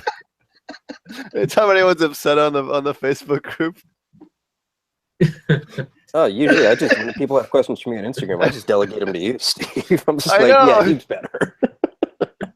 That's what's good. That's why it's good to network with friends. No, it's fun though. We all have a good time. It's a blast, man. I've never had so much fun on this stuff. No, and it's great. It's great to have someone on that is a little bit more skeptical. I know. To be fair, when I worked at the Aquaponic source, we tested, I don't know, maybe a dozen different foliar feeds, and only maybe the ones that had iron sulfate in them really showed a whole lot of difference. To be honest with you, now when I tested them, the tissue sample, when I tested the makeup of it, I could actually test out a different, even when we rinsed them and all, and it was visible. But as far as like visual and yield with the old ones I used, but I have used Optic Foliar back when I lived in Colorado and was much more easy. I just go to Way to Grow and get it all the time.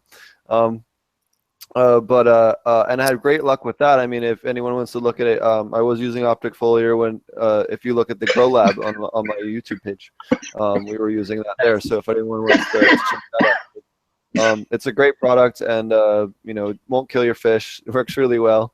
It's got a bunch of cool stuff for it, and so definitely check that out. We did have one other question. What was it up here?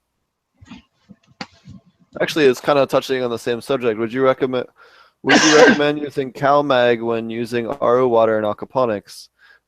So that would depend on what the CalMag is. Now, if you're using something like a calcium carbonate and a magnesium sulfate, or a langbonite, which is magnesium potassium sulfate, which is another good one that'll give you a little bit of a bloom boost. That definitely can be a way to solve that. Or dolomite. Dolomite's another great one for stabilizing RO water. It's also good CalMag too. Yeah, calcium magnesium carbonate. Yeah, you know. And pure RO, it's super acidic. Pure RO is like pH of like 3 or 4. So when you And Steve, since you're going to be talking about dolomite, what kind of dosing ratios would you recommend? Damn you! You're gonna make me fire up my laptop and look up dosing. You should have had it fired up already. It's a cup a gallon or something like that, isn't it? I'd have to hold on. I don't know. Unless I hear different from Steve, it's the whole box at once. Can I say something and see if you? Because generally, I got something to say about CalMag too on that question. If I can jump for in. it. Yeah. It has nothing to do with the optical foliar, but for you people out there.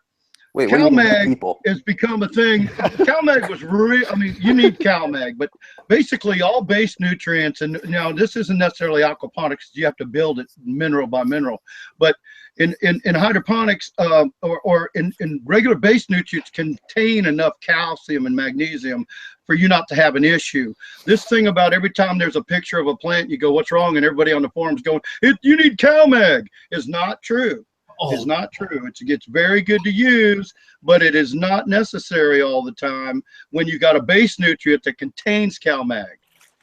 All right, Dinesh, you are freaking out over there, so go ahead, buddy. No, it's just like you were saying on the forums, like they all say CalMag right away. Yeah. Well, everyone jumps to CalMag. It's called CalMag, but it's like, guys, what I find 90% of the time. Strain dependent. Sorry? Problems with strain dependent.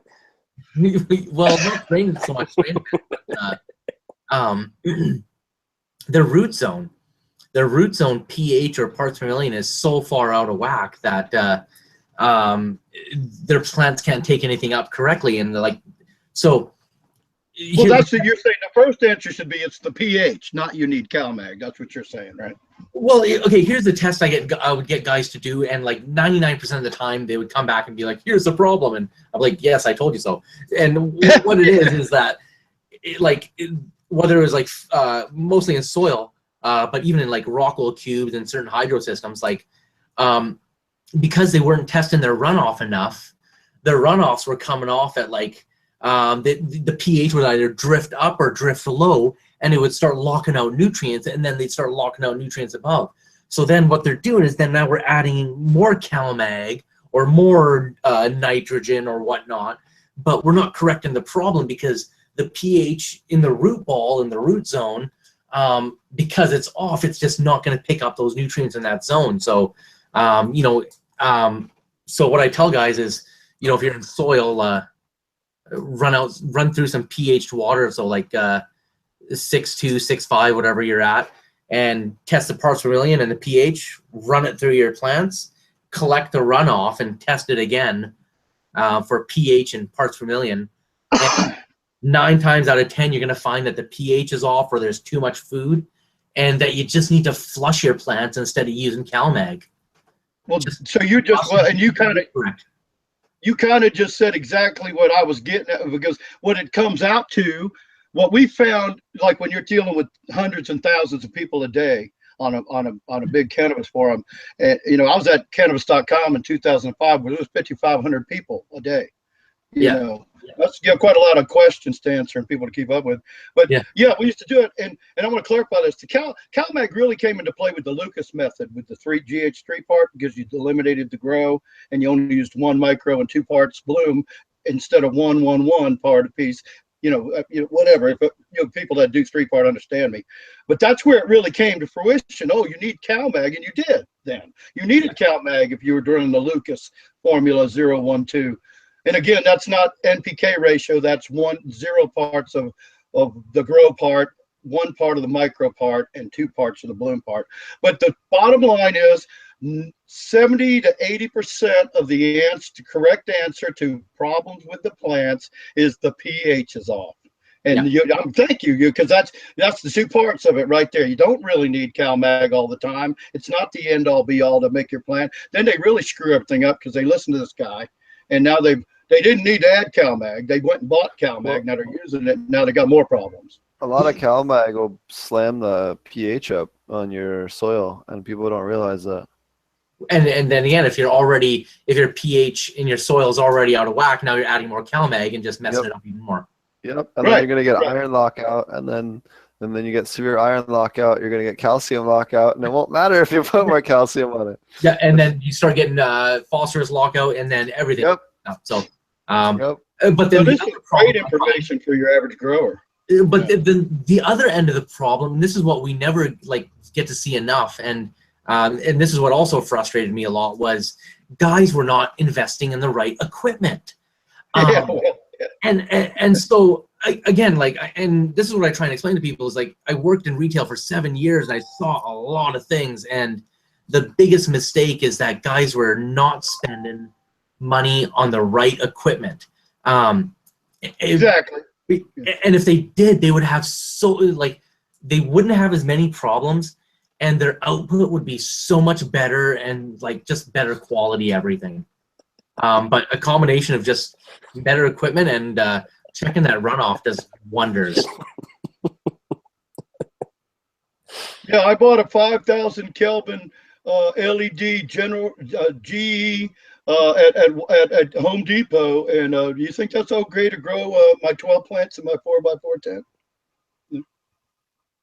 I'm just being a smart ass, sorry. I had that question yesterday. I bought this 50 watt GH LED lamp, security lamp, and I got 12 plants in my 4x4 tent. That's my favorite one. I got 19 plants in my 2x4 tent that's 5 feet tall. I think they need 6 more. Yeah. Oh, it's funny. Sorry. Yeah, I'm glad. That's great. I'm glad I got to meet you today. I love this show. I'm going to try your product too. I want to talk to you after the show if you're still around. You can owe me a beer then, I think. One second, Fish God's guy has to go. We'll see if he explains why we're both dying laughing. Go ahead. Steve just has to work on how he phrases some things via text message. But I gotta get going, guys. It's been a pleasure as always, Steve. Enjoy the laughter seizure, and Dinesh, it's fun as always, man. Roger, I will see you around. Right on. Definitely try out some Optic Foliar, man. It's a great product. Your plants will appreciate you for it. Yeah, thanks for welcoming me into y'all's group, man. It's really been great so far. Hey, it's a pleasure having another moderator on here and a good guest. And Dinesh, have a good one, man. I'll talk to you soon. Take care, buddy. Have a good one. Later. Good night, Bob. Peace. I was going to say, Steve, too, I'm not so much skeptical, but I'm a teacher, and I teach hundreds of people a day, and I get all these questions. So, see, I'm kind of being the devil's advocate. I know that these are the questions that I'm going to get tomorrow on the forum if somebody listens to this podcast.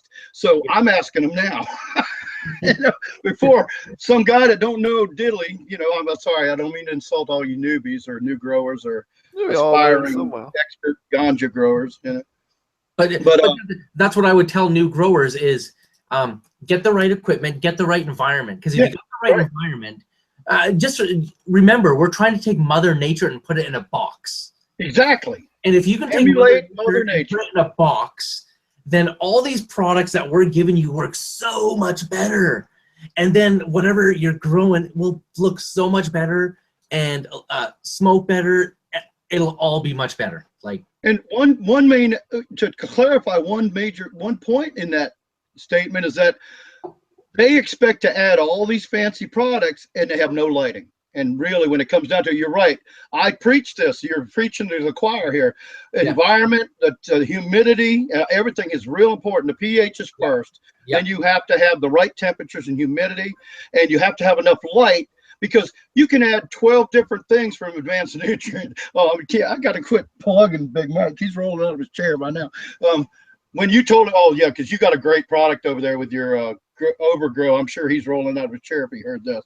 But I was thinking that earlier. But the thing is I get these guys, they buy 12. You know what I'm talking about. All of you guys know what I'm talking about. But to the listeners out there, you go and buy 12 advanced nutrient products, and then you buy a few CFLs. You just wasted $200 on nutrients because you're not going to have the light to make the plant draw. You know, and if a dummy was here, he'd tell me how I always say this wrong, because I'm trying to talk to the layman that don't know the scientific end of it, you know. But, you know, when I talk about uptake, they're not going to uptake all these fancy nutrients if you don't have enough light to draw it. Yeah. Right? You got to have the light to make the plant want to drink and uptake those minerals that you're giving them. Otherwise, you're just watering the medium and they're just draining out. And the plant can uptake it and never wants to. It's like, well, you know, if it got a little hotter, or if I had a little, you know, I can't get a 10 like this, you know. And that's one thing that I see that really frustrates me is like, I wish people, like, when it comes to the lighting, get the really good lighting products, because they make a difference. And definitely, I know they get some yield out of some of the CFLs and whatnot, but I don't know what the quality is like and whatnot, but I prefer the HID. The big CFLs. Well, see again, you and I need to talk, because everything you say is exactly how I teach, pretty much. Well, I'm still an HID guy, but I've invested in some LEDs, and our new company is going to start designing custom frames for LEDs. I'm probably not going to be able to, because I've talked about it twice on the show. So somebody will steal my idea probably. But but I've got a set company with guys that know what they're doing, you know. In fact, my partner's Aquaponic Dummy. I don't know if you know him or not, or if you've listened to the show before, but he's a good buddy of mine. He works with me at ilovegrowingmarijuana.com, and he's a super smart guy, and he's the one that introduced me to Steve and the guys. Got me, 420, I was all alone and being wham, and, you know, he goes, oh, we were talking, he goes, oh, Steve just invited me to be on the show. I said, man, I want to be on the show. So he wrote Steve an email, told him who I was, and Steve invited me to the show. And thanks, Steve.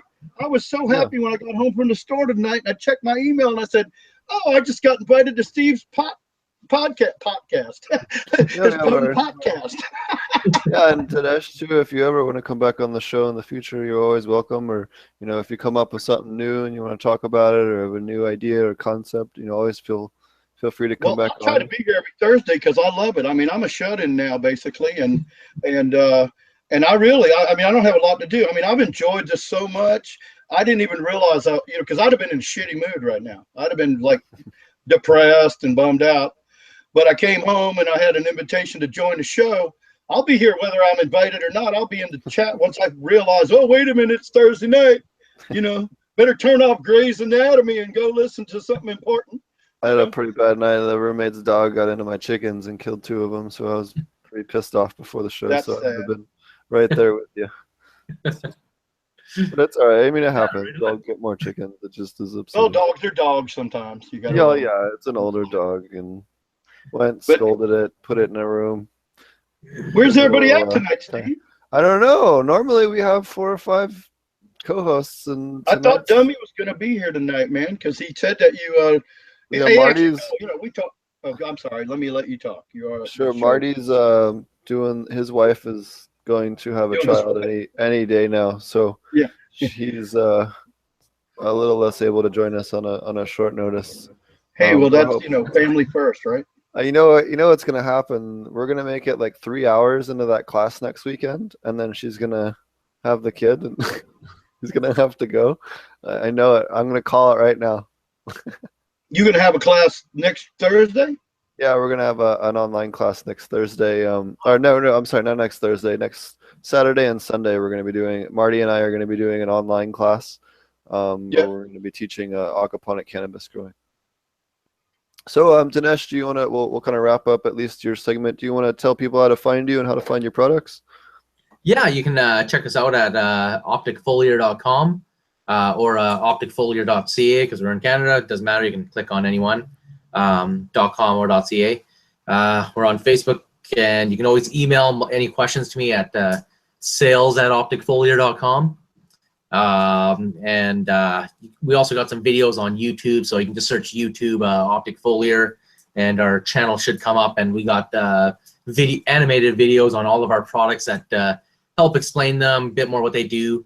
And again, I'm always available to answer questions. And you know, we do have distributors in Canada and the US. So if you're looking for a retail store, we got retail stores in Canada and the US online that you can order from. Actually, we're also in the UK as well. So depending on where you are in the UK, you can find our products out there as well. And slowly getting into some other countries. I was actually in Cannabis a few months ago, and that was a wild time. So that was an experience. Yeah, I went to Cannabis first time, man. My boss was at Cannabis, Robert Bergman. Oh, sorry? Cool. Robert Bergman, my boss. Okay. He was at Cannabis. Okay, right on. No shit. I called him about going to Boston for the first annual. I'm glad I didn't go. It turned out they kind of did it wrong, and it was okay, but it would have been a ton of money I didn't have, and they didn't really do it right, in my opinion. But that doesn't float in Boston. But the thing is he goes, yeah, I just got back, you know, from Cannabis. You know, because we made T-shirts for the company and all like that. And I was trying to get T-shirts from Boston. He goes, oh, well, I made some just so I could have my own hoodie, you know, for going to Cannabis. So, yeah, my boss lives in Amsterdam. He lives in Amsterdam. Awesome. Good place to I live. work for a company out of Amsterdam. Nice. So I get good genetics. Yeah. Right on. Right on. Yeah, we might talk about that after the show, too. Yeah. I had a couple news articles I was going to bring up. So there's the DC branch of Wounded Warriors had a big rally over the weekend in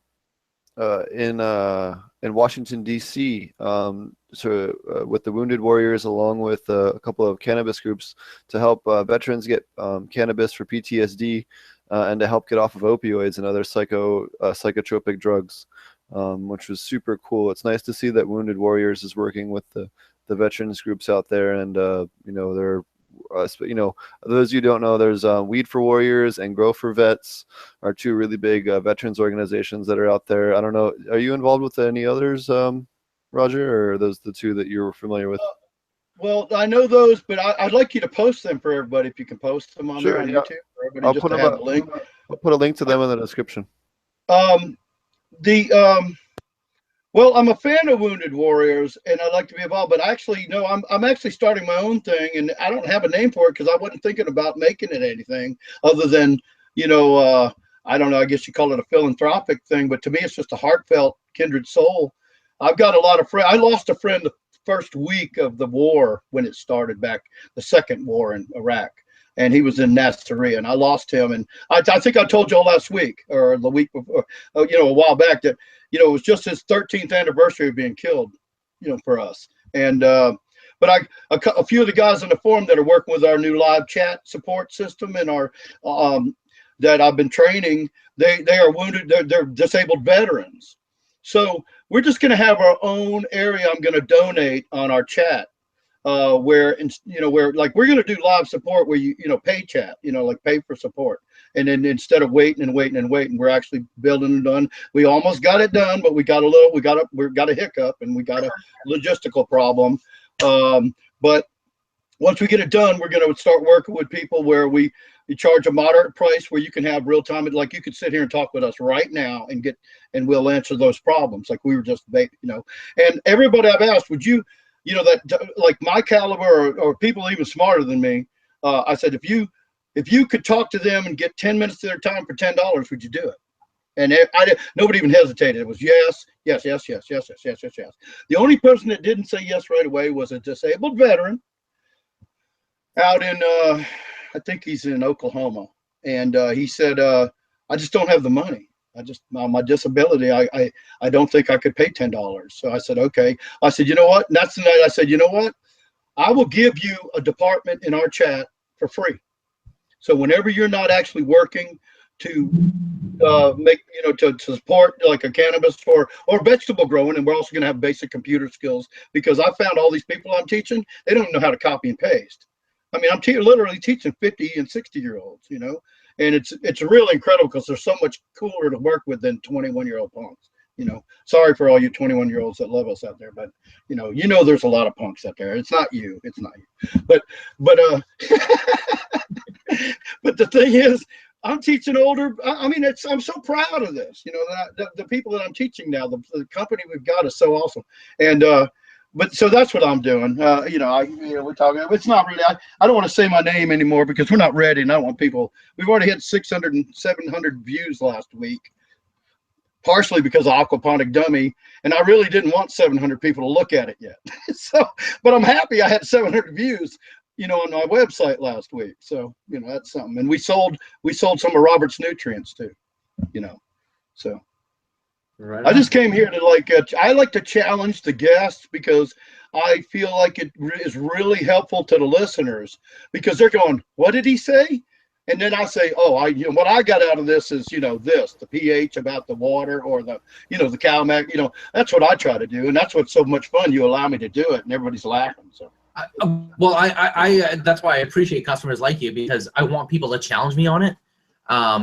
Because there are a lot of important questions around it and they need to be asked and they need to be heard because there are questions that people know to ask or questions people assume. And then there's questions that they don't know to ask. And that's why, one, I like being challenged by people like yourself. And that's two, why I put it on like my resource center, like I touched on before, so people can compare pesticides, fungicides, their residual, their withholding period, hygienic, if it's safe for flower, if it's safe for medical, things like this. This is important for people to know. So that before you spray, you can look, learn in a really fast, download, read, and we tell you and it's pretty much neem oil, Azanax, pyrethrum without piperonal butoxide, and some of the green cleaner like the wash style products, they work as well. And as long as you're cutting them off, good, 4, 5, 6 weeks before harvest, you're safe. So it's just things like that we want to highlight and educate the consumer on and be able to give them more power because it's something that's been missing. And, again, like the Guardian spray, like things like that, we want to be able to highlight, flag, warn people on, and be able to consumer, whether it's recreational or medical, the home grower, whoever it may be, that, hey, these are safe products, here are the non-safe products, reasons why, and it educates them so that the more they know about spraying, the more comfortable they get because people don't spray and they're really missing out. So let's, I want to give them the information, the education, and once we break it down for them, once they try it, they'll see the results. And even for the ones that got to do the extracts and post-harvest tests, they'll see everything come out positive and clean. So, we're just winning one customer at a time. That's a good point about extracts and oils, like you said. That's clean there. That's because that's the bed users, like you said. I love that you brought that up. That's real important to me and to other people that, I'm 60 years old. So I've got my reasons for my meds, but I'm like you. I smoke pot. So but I'd like, I don't know if you look could. Like you're 20. Huh? You look like you're 20. Yeah, I'm still pretty good looking. That's because I'm a rock star. Okay. I'm just an aging rock star that became a carpenter and a farmer, and now whatever you call me, international grow mentor. Huh? I thought your secret was Old Spice. Actually, I love my daddy used to. Old Spice was my daddy's stuff, man. That was the good stuff. That and Aqua Belva, man. That was it. Actually, on that note, there was recently a study that says cannabis could reverse the aging process in the brain after THC found to improve memory and learning in older mice. I read that yesterday. On that note, that was one of the news articles I was going to mention today. Well, is that all there is to it? You're not going to summarize it? They found that it increased the length of the telomeres by up to 9 times compared to some of the other ones. But these mice were given a daily dose of cannabis. They tried 3 different control groups. One had no cannabis. One had cannabis introduced since birth every day, and the other one had cannabis introduced, once they got older. You have worked with both the young and the old? Yeah, I worked in both the ones that started from the young and the older ones. So. Wow, that's pretty. Well, that's going to really screw up those people that don't like medical marijuana. Oh yeah. Well, the more things, it's becoming a tsunami. And what I mean by that is that more and more information and research is coming out on, the benefits of cannabis beyond the recreational end. That's because everybody and their brother wants to own a part of that. That's why everybody and their brother thinks this is $1 billion. I can make $1 billion if I come up with the right idea.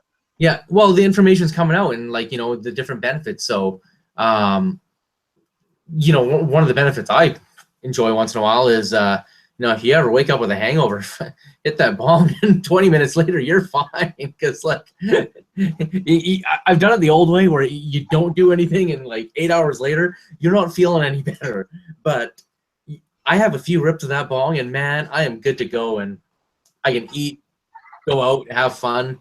And in the past, if I just sat there and suffered, I'd suffer all day. That's all that would happen. Well, I thought the old adage was you're supposed to drink what you drank the other night that got you so hungover. Well, I've done that as well. So you recommend medical marijuana over drinking a beer or a whiskey sour in the morning, right?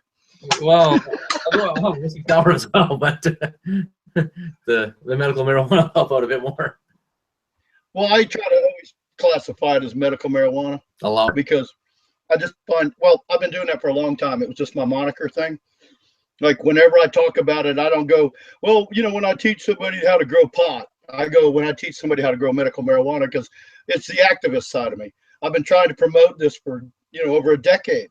And I'm no big player in it. I've just been a part of like minute little piece of sand in a giant beach of all of us that have been doing this.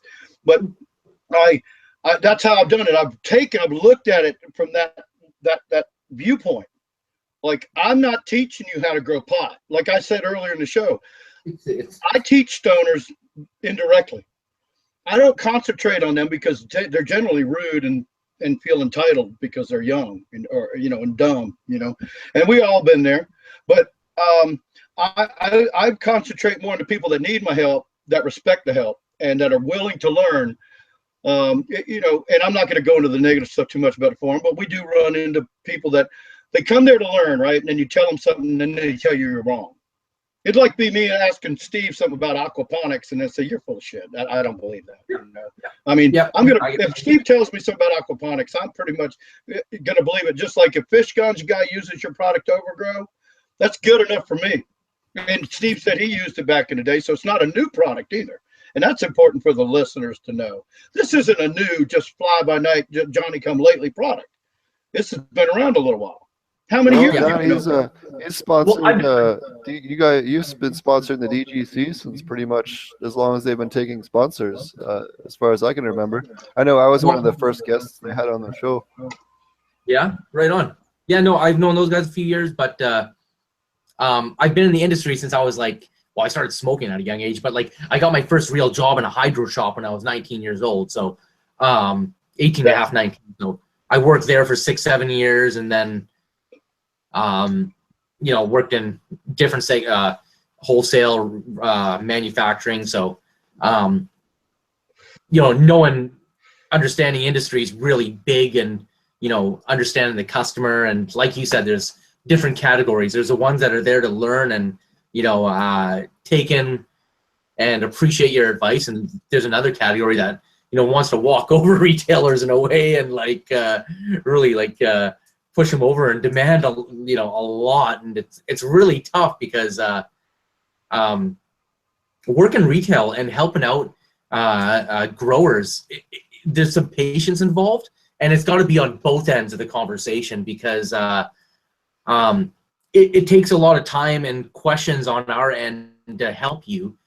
And we want to help you, but there's a lot involved, and sometimes you got to take our advice and really run with it, because there are no miracle products to say, hey, take this and water this, spray this, and it fixes all your problems. Because sometimes your problem is not what the bottle's solving. It's something bigger, and that's where the pH tests and the buying a pH pen. Like, some guys don't even have a pH pen or a food pen. I didn't go that far, but they don't have a pH meter or a TDS or EC meter. They just, I didn't buy.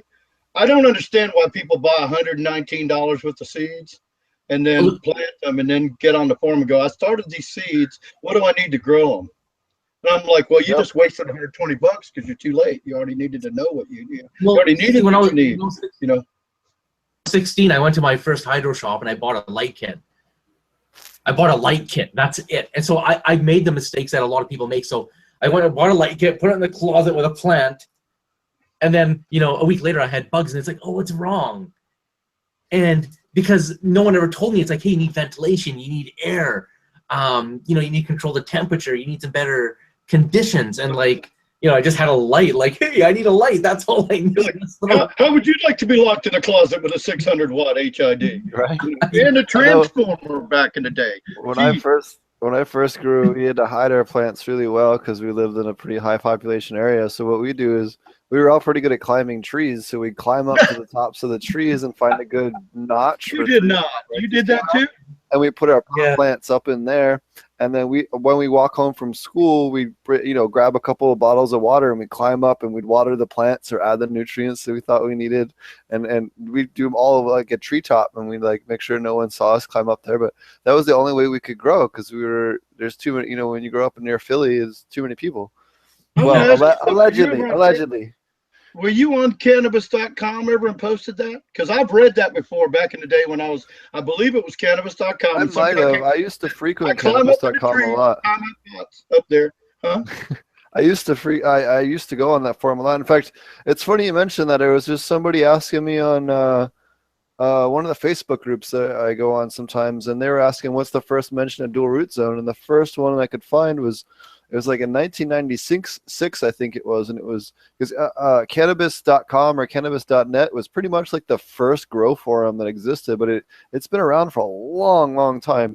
And there was a guy who was taking he took hydrogen media, put his plants in, and was taking fish waste out of all his filters and putting it on top, and he called it a dual root zone, and that was the first mention I could find of it. After I researched the hell out of this at some point when I was building my aquaponic class. And that was the first mention I could find of it on as far as that grow method. That's interesting, but it's funny because I remember reading that though. Some guy said, "Yeah, well, we climb up in the trees and put our pots up there," and I said, "That might have been me." Yeah. It would have been, I don't know, pretty good 15 or it would have been 15 or 17 years ago at this point. Oh, so that was before I was there, but doesn't mean I didn't read it there. Well, what happened is some member found it, probably, right? Some member found it on the site that was 7 to 10 years before I was there. And then they posted it and asked a question about it. And they were going, and ain't no telling. Now you got to make me have to go look. I have to go search. The site's terrible. It was the easiest way to hide full sunlight grow, where we lived in a high density area, because people weren't looking up there for that kind of shit. People weren't walking around looking up in the trees. You just made me an idea how I might be able to get away with it here in my back part of my property. Allegedly. Allegedly.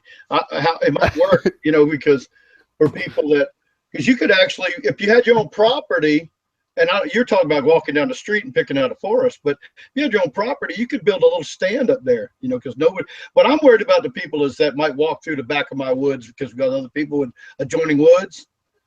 So you can't really plant in the woods, even though, I'm dying. You know what I'd give to grow one? Like, I do pretty good. What I would give to grow one of them, grow some of my genetics outdoors. Oh my God, I see them people that, I started this plant in the back corner of my garden and it's like 12 freaking feet tall, and they don't even know how to grow. They just put it in their garden in a space where they used to have tomatoes, and now they got a 12-foot plant with I don't even know how many pounds that would be, definitely more than a pound. The best I've done in aquaponics was a full summer run, and we started the plants real early in the spring, vegged them out inside, then put them out I think third week of May in aquaponic in the greenhouse in Colorado, and we pulled down like 5.5, 6 pounds on a plant that was about 13.5 feet tall.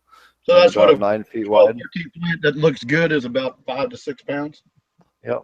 Wow. That makes sense. That makes sense. But that's the best I've ever done with an aquaponic plant. But that was like just trying to make like one giant ridiculous one that I could take nice bud photos with for bud porn, you know. Because I had a bunch of people that are telling me, "Oh, aquaponics doesn't work. Aquaponics doesn't work. You can't grow nice shit." And then I post a picture with like 4 colas in the picture with the size of my arm, and it's like, yeah, shut up. So but you do it nobody really says it stopped working. You know, nobody says it doesn't work anymore. So it served the purpose, but normally you wouldn't do that. You know what I mean? Unless you had a home grow in a backyard greenhouse. So you know, normally you just do a quicker turn, but it just sometimes it's fun just to do silly stuff. You know, we did that with a. In fact, I'll mention this. I may or may not have mentioned this on the show before. So one of the guys that I was growing cannabis with had a stepdaughter, and she was, I don't know, 8 or 9 years old. And in the whatever grade she was in, they get a cabbage plant, and they have to grow the cabbage plant in order to, in fact, I might even be able to pull up a picture of it. They grow the cabbage plant in order to determine like a contest winner. So they do $1,000 scholarship for the biggest cabbage from every school, and then they do a full scholarship for every like 50 schools. They anyone that wins that one gets entered in a raffle to win a full scholarship. Well, we won her the $1,000 scholarship. The cabbage we grew, we set up in a dual root zone pot and treated it just like the pot plants, except we cut back on the K so that it wouldn't flower. And the cabbage that we brought in, the next biggest cabbage wasn't even as large as like a single leaf off of ours. It was literally like 1/8 the size. Ours weighed, I think it was like, I forget how much it weighed. It was ridiculous. We had to put it in a wheelbarrow, and then we had to lift up the side of the wall of the greenhouse just to even get it out. We couldn't bring it out the doorway. It was too big. It was ridiculous. So that was really fun. Just as cabbage like is fun to grow. If you grow, I got some giant cabbage a few years ago that the Bonnies just dropped off at the church doorstep when I was going to church, and I noticed nobody even paid attention. There was 2 flats out there. I said, I went out. I said, look at that, and I went. It was really cold. I went. I grabbed them, took them inside to the fellowship area, and I said, look here, this was left on the front porch, and they're dying because nobody's paid attention. And I mean, I thought these people at the church were like there every day, you know. And I said, well, he said, well, you know, well, take them home and grow them. I said, well, you know, so we kind of split them, and I did. The advertisement of Bonnie's, it's a giant cabbage. I don't know what they call it, but the advertisement, they got the picture. There's a baby sitting in a leaf next to the cabbage. Yeah, it's like the leaf is so big a baby can sit in it, you know. And I grew them suckers, and I mean, I shared them with everybody because it was gifted to me, right? So I shared them. I give my old lady some to take down to work, and all the people that work with her, and you know, and I don't want to offend anybody, but honestly, the old black gals, you know, that had gardens and grow, you know, in their neighborhood and all, they were like, I've never seen a cabbage that big, you know, and the same thing. I mean, I chopped it up. I went to the church to give it some back. I went to the church and I had to chop it into 4 pieces, and like 4 pieces were bigger than your average cabbage, you know. So it's fun. Cabbage is fun. So that's if you guys are looking at the screen right now, that's the picture of it got a lot bigger than that, but that's when it was about half grown. And you can see the little API testing get on there. Damn. Give you a scale. That's cool. What's the API testing kit, Steve? It's just a common, cheap way that people use to test their ammonia, nitrate, pH. It's the cheap one you can get at any pet store. A lot of grocery stores even carry those. So. Well, see, because I'm blind, it looked like you had something snapped on a leaf. I mean, what was I wrong? Can you show us that again? Or Oh, it's there now. It's there. Never mind. I'll check it out later. It's cabbage. I love cabbage, but we'll move on because this is. I'll paste the link in the private group chat. Okay. For you. There you go. Oh, private group chat. I'll have to show me how to use that too. Oh, it's in if you look at Hangouts, it's in the top left corner. It says chat. Okay. So. Oh, so that's just the guy. Well, just the people talking. Okay. So there was one or two other articles I wanted to mention real quick. So the LIUNA Local 625 Union in Windsor, Canada, actually is lobbying the government of Canada to allow their union to include medical cannabis for opioid addiction as well as pain on their healthcare plan for their union. They're the first union group in Canada to lobby for medical cannabis on a healthcare plan. So that was pretty awesome. I wanted to mention that. I haven't heard of any union groups really pushing for cannabis. So big props to those guys. Just wanted to give them a big thank you for that. Yeah.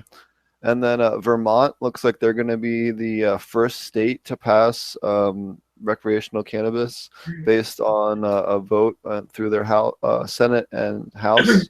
And then right now the bill's headed to the Congressman or the governor's mansion to be signed. So hopefully that'll get signed. But they're going to allow up to 4 immature plants, 2 mature plants per adult. And then it would take effect on July 1st, 2018, and it would allow the possession of up to an ounce. In Vermont, obviously there's other stipulations. I got to go through this more before I can give you a real good opinion on it, but the plant count's too low, but other than that, it's not a bad bill. You could do worse for a legalization bill. That's actually fair. The two plant mature. Now that sounds small to you people, but they're talking about per person, right? So husband and wife would be able to grow 4 mature plants. And it was something Dinesh said earlier too. Now I don't remember what that was because I kept listening to you and trying not to break in and interrupt you, but I always do. But that's actually, well, I know that you can, even as a just a basic grow and pro mix using a base nutrient under a 600-watt lamp, you can get 6 to 8 ounces out of a plant.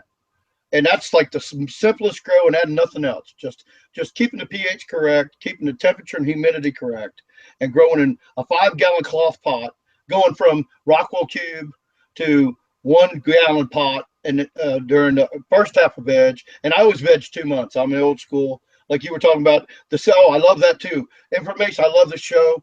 You guys out there, that CBD hint, you want higher CBD for your medical marijuana, veg your plants longer. So I veg my plants, and Dummy does this too. We veg our plants. I used to be like you wanted to quick. One quick thing. I think Dinesh has to get running, so I just wanted to give him a quick thank you. And that if you have anything else you wanted to plug, or if you wanted to mention your website and stuff one last time before you get going. Again, thank you so much for joining us. You had a lot of amazing info. Thanks again. Hey, yeah, awesome.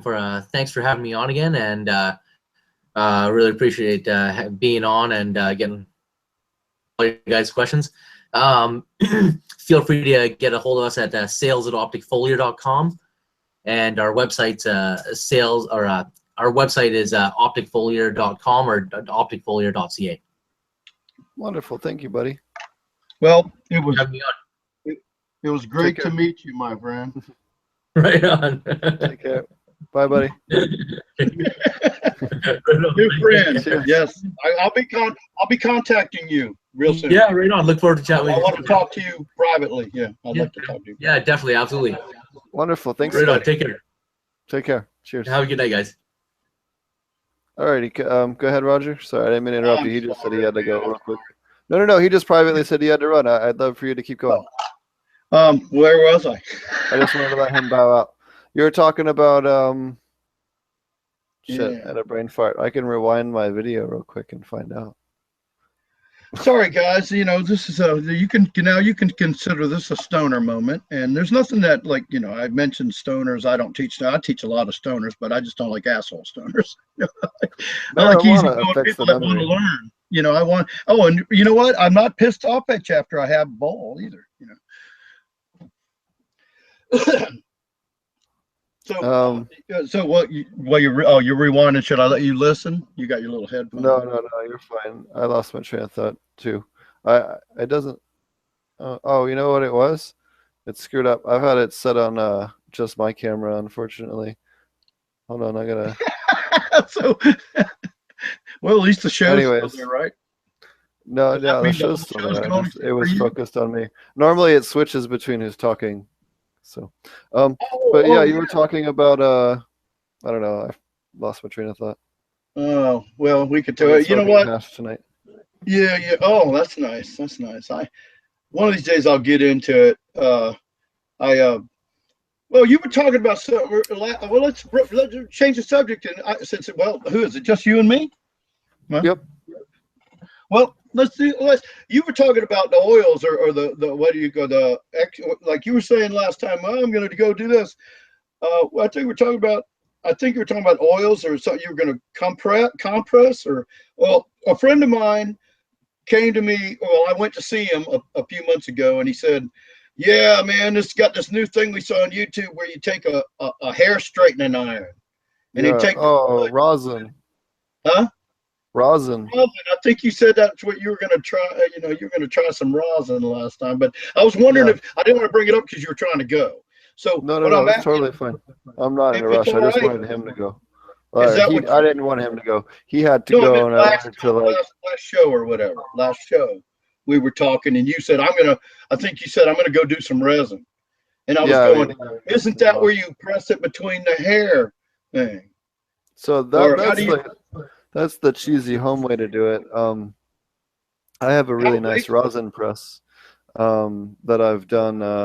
There's actually a video on my YouTube channel about it. If Okay. you're wanting to learn more, I did Yeah, a I pretty would. good, I think last week actually, on that. I'm gonna do a whole beginning to end.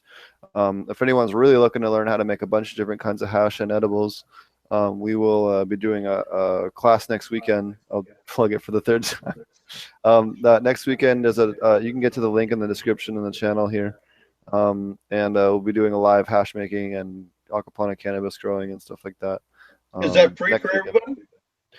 No, the class is for a price, but it is just because we go over a lot of detailed stuff, nutrient dosing, exact dosing on a per nutrient basis, a whole bunch of different techniques, a bunch of hash making stuff. We're kind of doing a slightly cheaper version of the class that I teach up at Ouroboros, but Marty and I are going to do it online instead, so anybody around the world can get a chance to view it. Perfectly legal to view an online class anywhere in the world. You'll be able to talk to us the whole time. If you have questions, both Well, I'd Marty and like I to will be able to advertise. answer them. Sure. I'd like to advertise. You have kind of thing that to where evidently you don't want to say what it is because you. Oh, the description's in the channel, or No, the link is in the channel, or in the description, I'm sorry. okay. If you go to potentponics.com and you click on shop, and then you click on the online cannabis class. Okay. Also, if anyone's out there is really having a hard time or really wants a advisory on their, I generally don't advertise what I have on there. It's just we just started this online class, so I'm trying to let people know that's out there. But I also do. I think it's probably only the second time I mentioned this. I also do home, one-on-one advisory for your stuff. I'll do up to 2 hours for $60 for you if you're looking for that. Where we'll go over any problems you're having with your system, dosing, whatever it is that you need. We'll go over that. And then if you're doing commercial scale stuff, you're welcome to reach out through me through that as well. We have resources for that, and that depends on the size of your system and what you're looking to do, and what you need. $60? What does that entail? That's pretty cool because I've been trying to do that, but again, I'm not in an area where I can advertise. Hey, I want to come over and teach you how to grow pot. So, I mean, but what is 60? Sure. If I paid you, if I was where you live, if I wanted to pay you $60, how long are you there for $60? For up to 2 hours, and then I'll go over whatever. Yeah, so we'll go over whatever problems you're having with your grow. help you figure out, if you're having pest problems, nutrient problems, maybe you're just getting set up and you're having a problem with something's not working right, or, just kind of one-on-one, whatever problems you got, we'll get them solved, kind of thing. So, I bet you and got that's some for leeway vegetables there. too. I Yeah, bet and you're having a I good also time. Yep, I've been helping a lot of people out with that way through True Aquaponics. There's a lot of people out there that end up with wonky insect problems or stuff like that. And I have a little thing up there over there for him on his website. So if you're out there and you're having nutrient problems, definitely check out True Aquaponics. He's a great resource out there if you're looking for individual nutrients to dose in your aquaponic system. He sells everything on his website is aquaponic safe as long as you follow the directions. Um, and he's a good guy. He spends a lot of time helping people, answering questions. He does these really cool write-ups on his website. And he's just a good guy. There's not everybody in the grow scene, really spends a lot of time helping out the community. And yeah, we can absolutely do. So ECSD asks, can you do it online? Yeah, so most of the people I help out, they email me their problems, and then we'll do a phone call or a Skype call. Skype calls are great because you can just download Skype on your phone, or WhatsApp, or whatever app you want to use. It doesn't matter to me. And then we'll do a video chat. You can show me what's going on with your plants. You can take pictures of it, and we'll just nail down what's going on and give you a solution. I also do nutrient stuff. Take your camera. You can literally take your laptop or take around there and have a live view. You don't even have to take pictures. Yep. You can just take your laptop and set it up and say, "See how this is on my plant."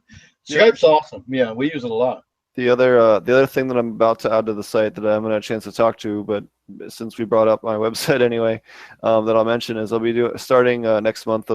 Starting here next week rather. I'll be doing nutrient formulation. So if you send out your water. And you send me what your water results are. There's a bunch of different companies out there. I'll point you in the one that's near you. We'll get your water results, and then we'll do a custom formulated nutrient dosing for you based on your system and what's going on with your system. So that'll be up on the website there in the next week or so.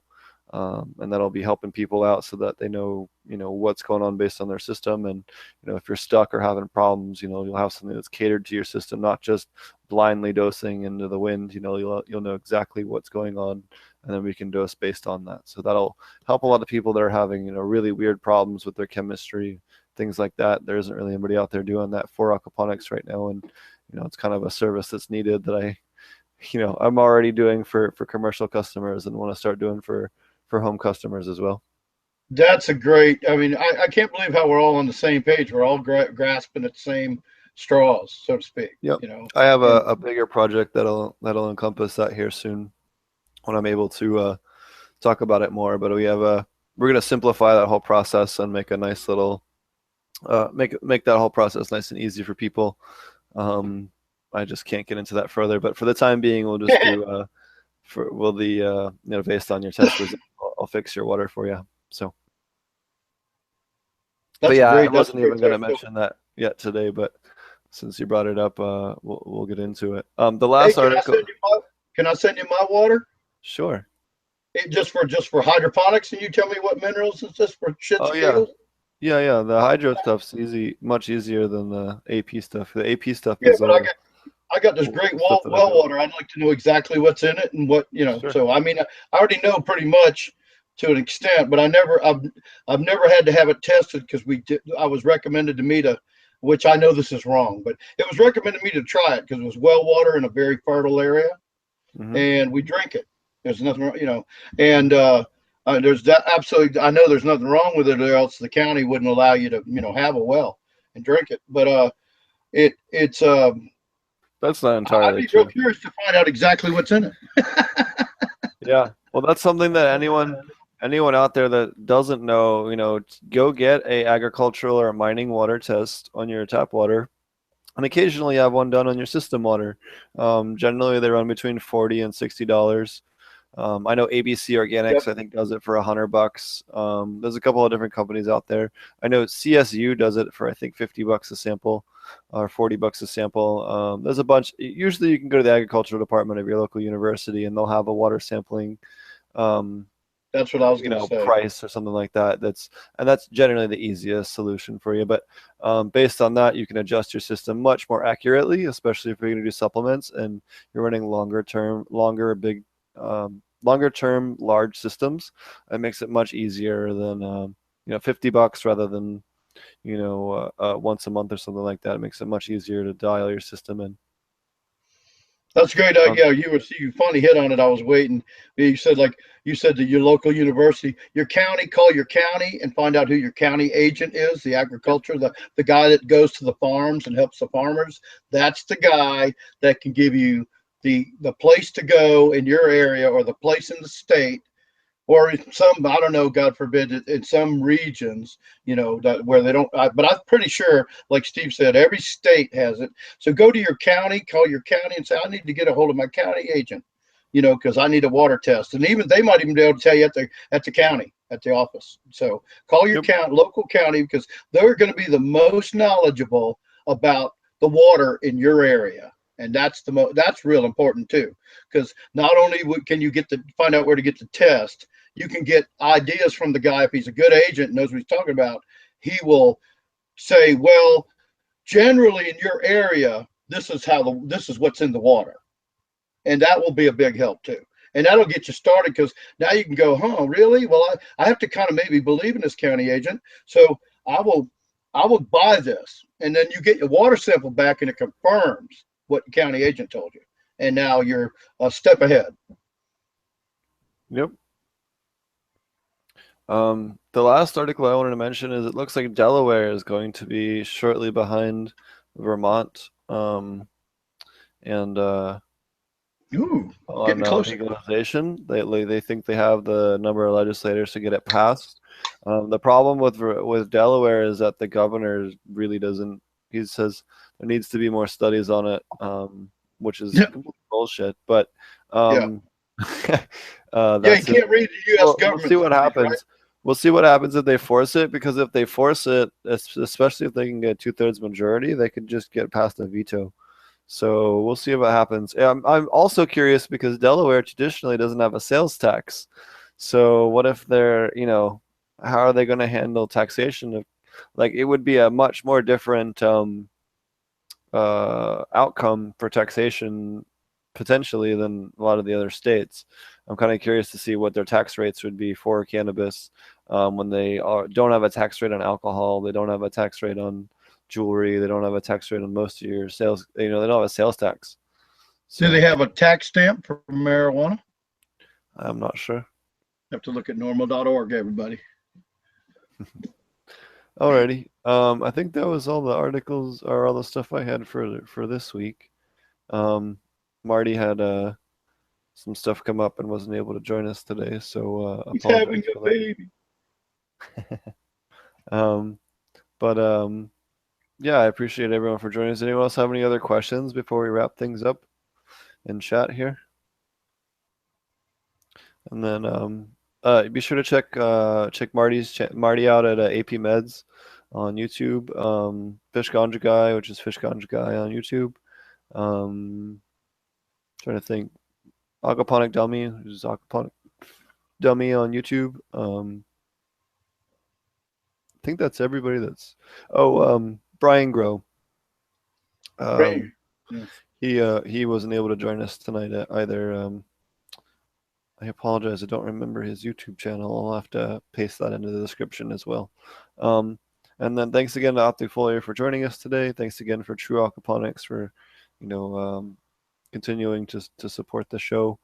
He doesn't donate or anything. He just, helps advertise the show.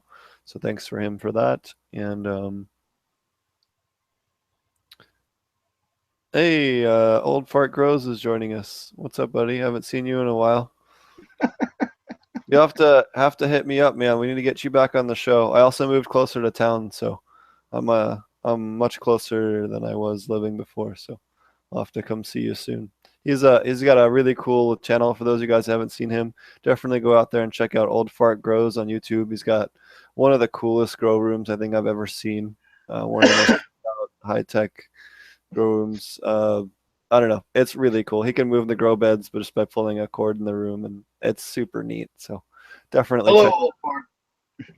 Yeah, his he's posting here in chat, but definitely go check it out. His YouTube is Old Fart Gross. But Yes, yeah, and Carter. then if anyone has any questions, feel free to email me at potentponics@gmail.com. And Marty and I will be doing a online cannabis class next weekend. Definitely check that out. The link is in the description, or you can check it out over at potentponics.com. Just click shop and then click on the online aquaponic cannabis class. I appreciate everyone for joining. And yeah, thanks again for joining us again, Roger, and appreciate it. And thanks for everyone else that has joined us. Thanks again to Dinesh and for taking the time to join us. I did have a chance to talk to Mammoth P. They're going to be joining us here, not next week, but probably the week after. I also, next week, will probably have tentatively Kingdom Aquaponics. He actually, I haven't had a chance to talk to you guys about this yet. He sent me a product line specifically for aquaponics. It's a humic and fulvic and a couple of other nutrients specifically designed for aquaponics. And hopefully the aquaponic system that we're going to be building out here where I'm at currently will be here tomorrow or the next day. I'm supposed to be here today, but such seems the way of things here. Both my hash machine and that are delayed in shipping, which is internally frustrating. So, which is what Dinesh was talking about earlier when he was making a joke about the UPS guy. But yeah, Mammoth P is going to join us. They're going to talk to us about the importance of microbes and how it pertains to aquaponics as well as their products. And they're also going to give us a little bit of a sneak peek at Mammoth K and Mammoth N. And he's gonna yeah, we have a couple other cool things. And then Kingdom Aquaponics actually has a product line they sent me a couple weeks ago. We're going to be testing that here shortly and giving you guys some feedback. He was really cool. He's located up in Connecticut. Pretty cool aquaponic cannabis grower, so definitely check him out as well. But hopefully he'll be on the show next week. So alrighty, thanks everybody for watching. Yeah, also I bought growingwithfishes.com, so I'm going to try and make hopefully tentatively we're going to make a little aquaponic cannabis community over there called Growing with Fishes, and then it'll be like a little forum for everyone that's growing aquaponic cannabis. We'll set up a picture area and a bunch of stuff, so that's in the works. Marty and I have been working on that for about the last week or so in secret, so I'm happy to kind of announce that and let you guys know that that's coming. So yeah, cheers and everybody, cheers to everybody, and thanks for watching. Take care. Thanks. Bye-bye.